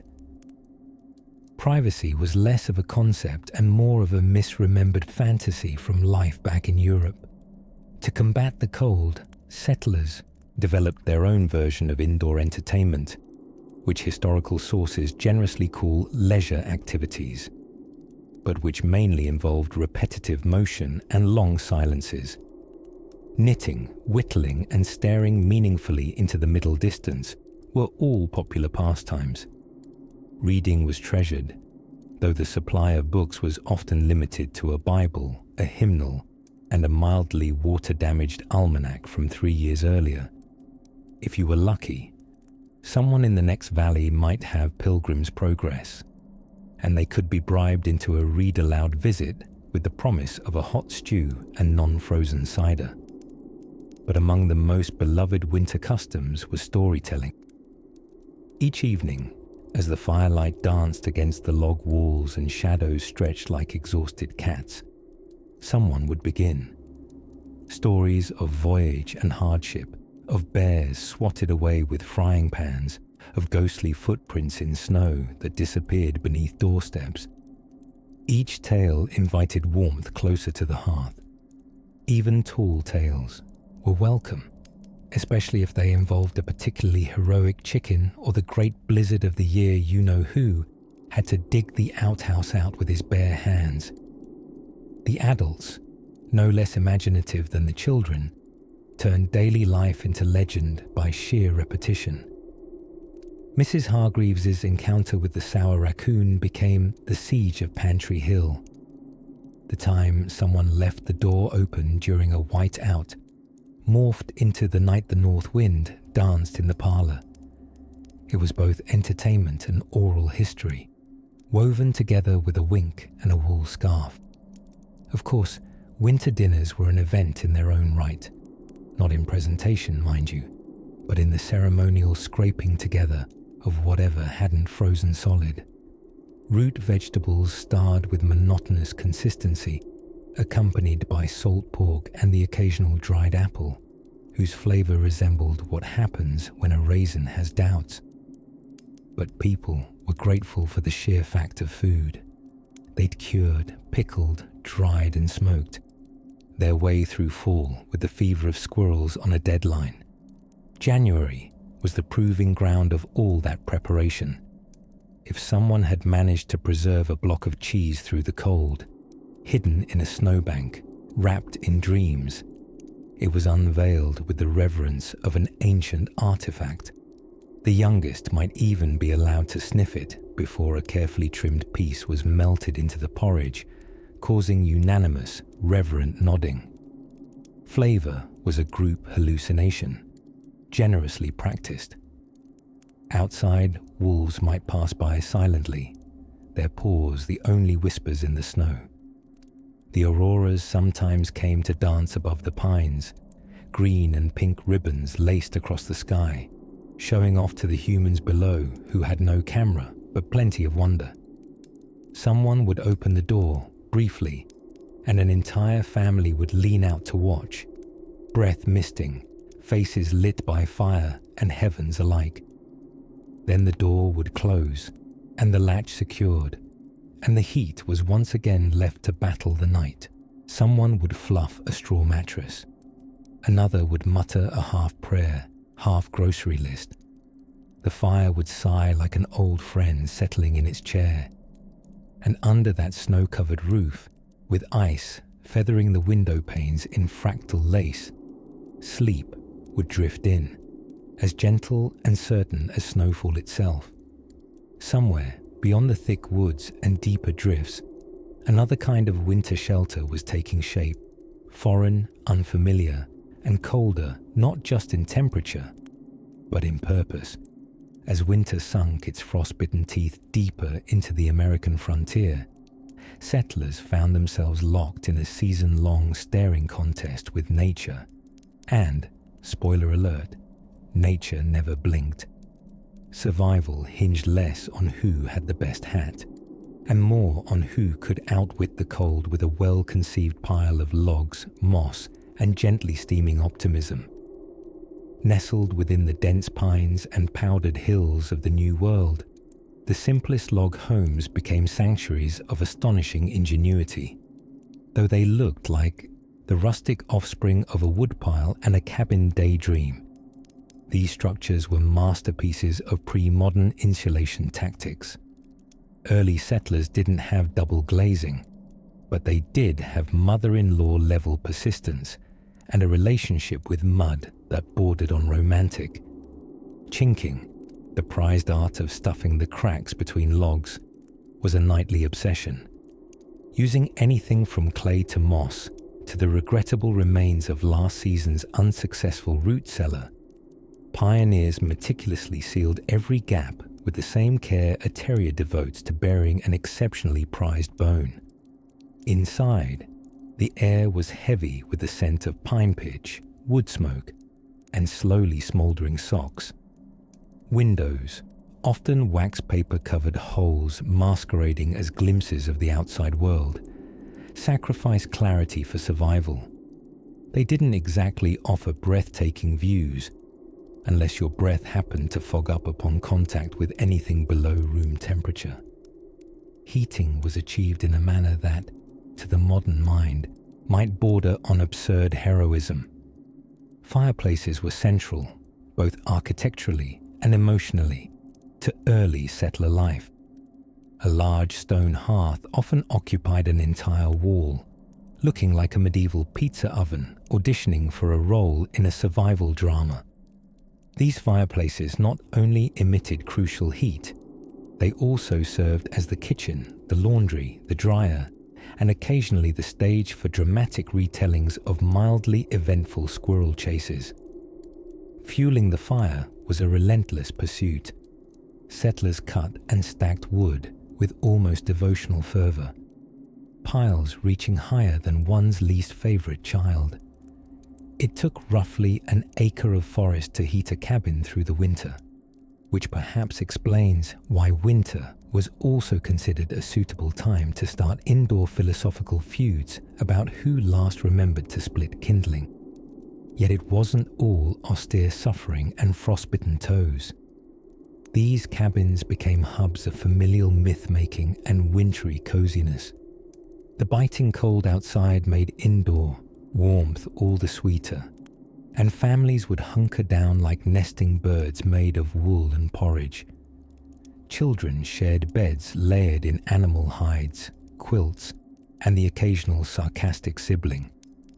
It wasn't unusual for each breath in the morning to resemble a foggy thought escaping through chattering teeth, even indoors. Nonetheless, bedtime tales wove stories of valorous ancestors fighting off wolves with ladles, or turbulent journeys across frozen rivers on sleds built from desperate optimism and oak barrels. Interestingly, many settlers embraced a curious phenomenon called the first and second sleep. Before the era of incandescent lights and the steady hum of refrigerators, humans often slept in two distinct phases. The first sleep would begin shortly after nightfall, say, around the time the fire was no longer willing to play nice. Then, sometime after midnight, they'd wake naturally, spend an hour or two mending clothes, whispering secrets, or pondering whether that thump outside was wind or wendigo. Eventually, the second sleep would settle in, carrying them softly until the pale blue of morning tickled the frost-blurred windows. During those wakeful intervals between sleep cycles, cabins came alive with quiet activity. A mother might stir coals and reheat a pot of something that once resembled stew. A father might carve a spoon because, frankly, everyone was always losing spoons. Some even read by candlelight or lamp, flipping through well-thumbed Bibles or pilgrim-approved almanacs that doubled nicely as emergency insulation. And always, the snow continued to fall outside, soft, silent, and constant. It blanketed everything from fence posts to forgotten tools, turning the world into a dreamy canvas of white and whisper. To the settlers, winter wasn't just endured, it was pondered, respected, even admired. Sure, it was a bit like cuddling an ice sculpture for 4 months, but it also offered time, space, and a strange kind of serenity.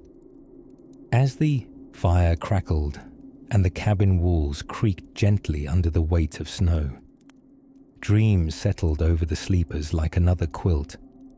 Beneath that log roof, curled against one another, they practiced quiet trust in their shelter, their handiwork, and perhaps in the promise of one more sunrise. And outside, in the powdery hush, another kind of shelter slumbered not far off, one made not of logs, but of snow itself, awaiting the next dreamers bold enough to burrow in. Fresh fallen snow dusted the treetops like a baker with an overzealous sifter.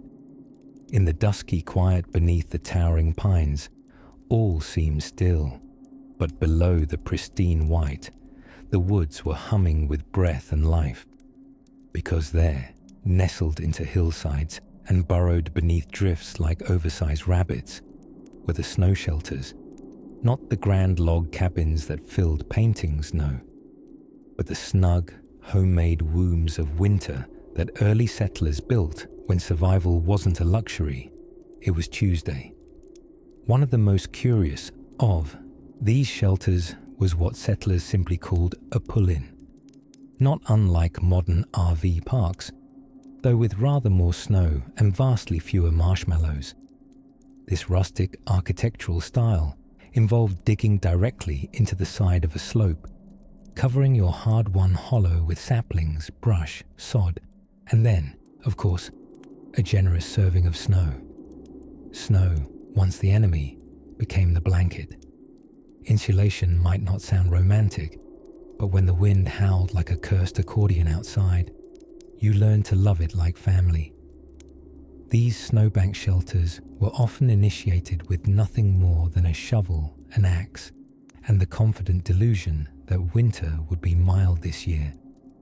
A family could dig a den, lay down layers of pine boughs for bedding, and by sundown be roaring their welcome to frostbite in muffled yelps from beneath buffalo pelts. Inside, it smelled of damp earth, smoke, and hope. And to the weary settler's nose, that was essentially Chanel No. 5. Ventilation, by the way, was a matter of trial and error. Usually error. There's a reason so many snow shelter designs came with a chimney poking optimistically out the top, lest the family's final conversation be, "Is it getting smoky in here, or is that just hypothermia talking?" Later generations learned to poke small breathing holes in their snow huts with a long stick. But before that innovation, many had to choose between freezing or seasoning themselves like smoked hams. Still, there was something almost mystical about those white-walled interiors. Early fur traders, even the famously crusty ones who bathed annually with great ceremony, spoke of a strange peace inside a snow shelter. The walls muffled every sound until the world became a soft drum of heartbeats and distant owls. The flicker of a tiny fire turned the space into a glowing den. flickering reds and oranges pirouetting on packed, icy walls. And then there was the scent of pemmican warming over a borrowed flame. Pemmican, the beloved fuel of snowy expeditions composed of dried meat, rendered fat, and berries, pounded into an unholy block of nutrition with the taste profile of very determined regret. It kept you alive, it kept you company, and it absolutely refused to ever truly melt. Families spent entire weeks in these burrows, playing fiddles made from maple and catgut, telling folk tales, darning socks, and writing letters to future generations that inevitably began with, "If you are reading this, dear offspring, it means you've found the sock cache under the 3rd floorboard." Time lost its shape.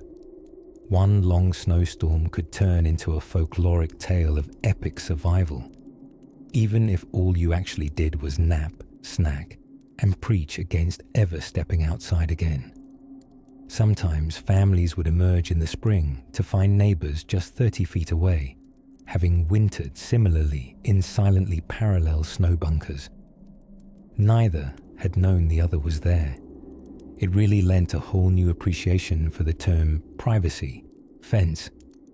One might shout across the thawing creek, "Oh, I thought you froze to death." And the other would call back, "No, just didn't feel like shoveling." Perhaps the most delightful part of these snow shelters was their complete and utter impermanence. Come spring, they vanished without a trace. No rental inspections, no security deposits. You simply walked out, blinking at the sun, stretched, and pretended it had all been a feat of pure cabin glory, rather than a couple of glorified holes and a lot of improvisation. Yet they worked. Through bitter nights and weeks of biting wind that could strip the optimism of a preacher, the snow caves and hillside hollows did their job. They were not glamorous, they were not grand, but they cradled something ancient, the human stubbornness to survive with a slightly warm nose and at least one dry pair of mittens. And tucked beneath all that snow, between wooden crates of dwindling flour and the soft sighs of sleeping children, lay the quiet, undefeated heart of winter life, glowing slow, ember-like, inside earth, wood, and patience. Let's step now, gently through the pines, toward a warmer flicker ahead, where someone has built something a little more vertical than horizontal. Out on the frosted edge of nowhere, where the snowdrifts curled like old ghost stories and branches creaked lullabies from the woods, early settlers reached their coldest reckoning, not with wolves or hunger, but with their own feet. In the colder months, you see, circulation became not just a medical concern, but a lifestyle. Those brave, frost-bitten pioneers had made it through months of relentless wind and suspiciously cheerful squirrels, surviving in winter shelters that looked more like something a badger would reluctantly sublet. Yet, as March arrived draped in false promises of spring, cabin fever became less metaphor and more performance art. Whole families would start reenacting arguments about butter churning at breakfast, and fathers, otherwise reasonable men, began developing strong opinions about socks. You may think of pioneer homes as wide log cabins with fires roaring like they were trying to make up for inventing winter. But nestled beneath the snow line were far humbler dens, dugouts, sod houses, caves with doors politely nailed on, and in some cases, simple snow shelters with moss insulation and optimism for mortar. The feat of keeping warm in these burrows required strategic layers of ingenuity, with buffalo hides hung against the walls like prehistoric wallpaper. In some long-forgotten corners of Minnesota and Manitoba, animal fat lamps gave off a smoky perfume faintly reminiscent of campfire and regret. The smoke exited through holes in the roof that doubled as ventilation, and, on windier days, unexpected re-entry points. Communal warmth was no joke. Entire families huddled together at night like spoons in a wooden drawer, barely moving lest they lose their fragile bubble of heat. In a particularly frigid winter, a sneeze could be punished with a full family vote. And though these were tight quarters, there was still an etiquette to sleeping formations. Elders near the fire, children nearest the door in case of an unexpectedly civil visit from a bear. The middle of the room was reserved for drying socks, which hung like tiny frozen flags declaring victory over fungus. Hilariously, the people who occupied these shelters still found ways to keep up appearances. Despite having essentially invented the wearable blanket, some settlers maintained lace collars and bonnets indoors. Fashion never sleeps, they said, though warmth in their case often didn't either. Books were rare, but when present, treated with reverence. Stories passed through generations like whispered spells, and in a sod house, a whispered spell had the added benefit of warming 2 square inches of air. If an actual book was around, say, an almanac or a Bible, it might be read out loud each night, with entire evenings heated by the sheer effort of having to enunciate old-timey phrases while your teeth clacked like maracas. And yet, these makeshift homes, born of desperation and icy necessity, were often surprisingly quaint, decorated with pressed flowers flattened long before laminators were a thing, or charcoaled sketches of oxen, lovingly inaccurate. Children would paint the walls with dabs of leftover berry juice, which doubled as both pigment and a highly ineffective snack. Under the snow, the world became quieter. Sound moved differently through the blanket of white muffling arguments, softening the cough of an old stove, letting whispered plans float like feathers in the room. Winter became its own kind of music, with rhythms dictated by melting icicles and a chorus of creaks from timber adjusting, like it too was just trying to get comfortable. Water was laboriously melted from snow with such slowness that one could tell time by it. It's almost tea, our dear. We've nearly got a cup's worth melted. To which someone might reply, great, we lost the tea weeks ago, but at least it'll be ceremonial. Still, nothing beat the moment, the small, heart-warming moment, when the sun skirted the horizon just a little longer, and the family realized the worst of the cold might be behind them. Chimneys exhaled less furiously, boots slowly thawing no longer crackled like kindling, and there were murmured plans shared between bites of porridge and cautious hope. They would emerge again soon, not too soon. The snow still clenched the world like a grandmother who won't let go of your cheek, but soonish. The world waited just beyond the door, and among the final secrets the snowbound homes would share, there was perhaps one more shelter to visit. One hidden not by snow, but by silence, by the time spring sighed its way across the treetops, dripping icicles into puddles and coaxing the first green courage from beneath the snow. The shelters of those early settlers stood quiet again, like a closing book left by a warm fire. The snow-high dens, bark-covered lodges, and sod-roofed hideaways had served their purpose. Hidden beneath the dazzling hush of winter, they had kept generations of hopeful humans from turning into unfortunate snowmen. Not bad, really, for housing that came with no mortgage, but plenty of frostbite. But let's not scurry into sentimentality just yet. Picture now a Vermont cabin in the late 1700s. The logs are hand-hewn, sweet-smelling pine, and the roof is still stitching itself back together after barely surviving a particularly mean-spirited nor'easter. An aging settler named Horace, chunky wool coat, beard like overcooked porridge, steps outside with the solemn air of one who survived yet another winter without shaving or perishing.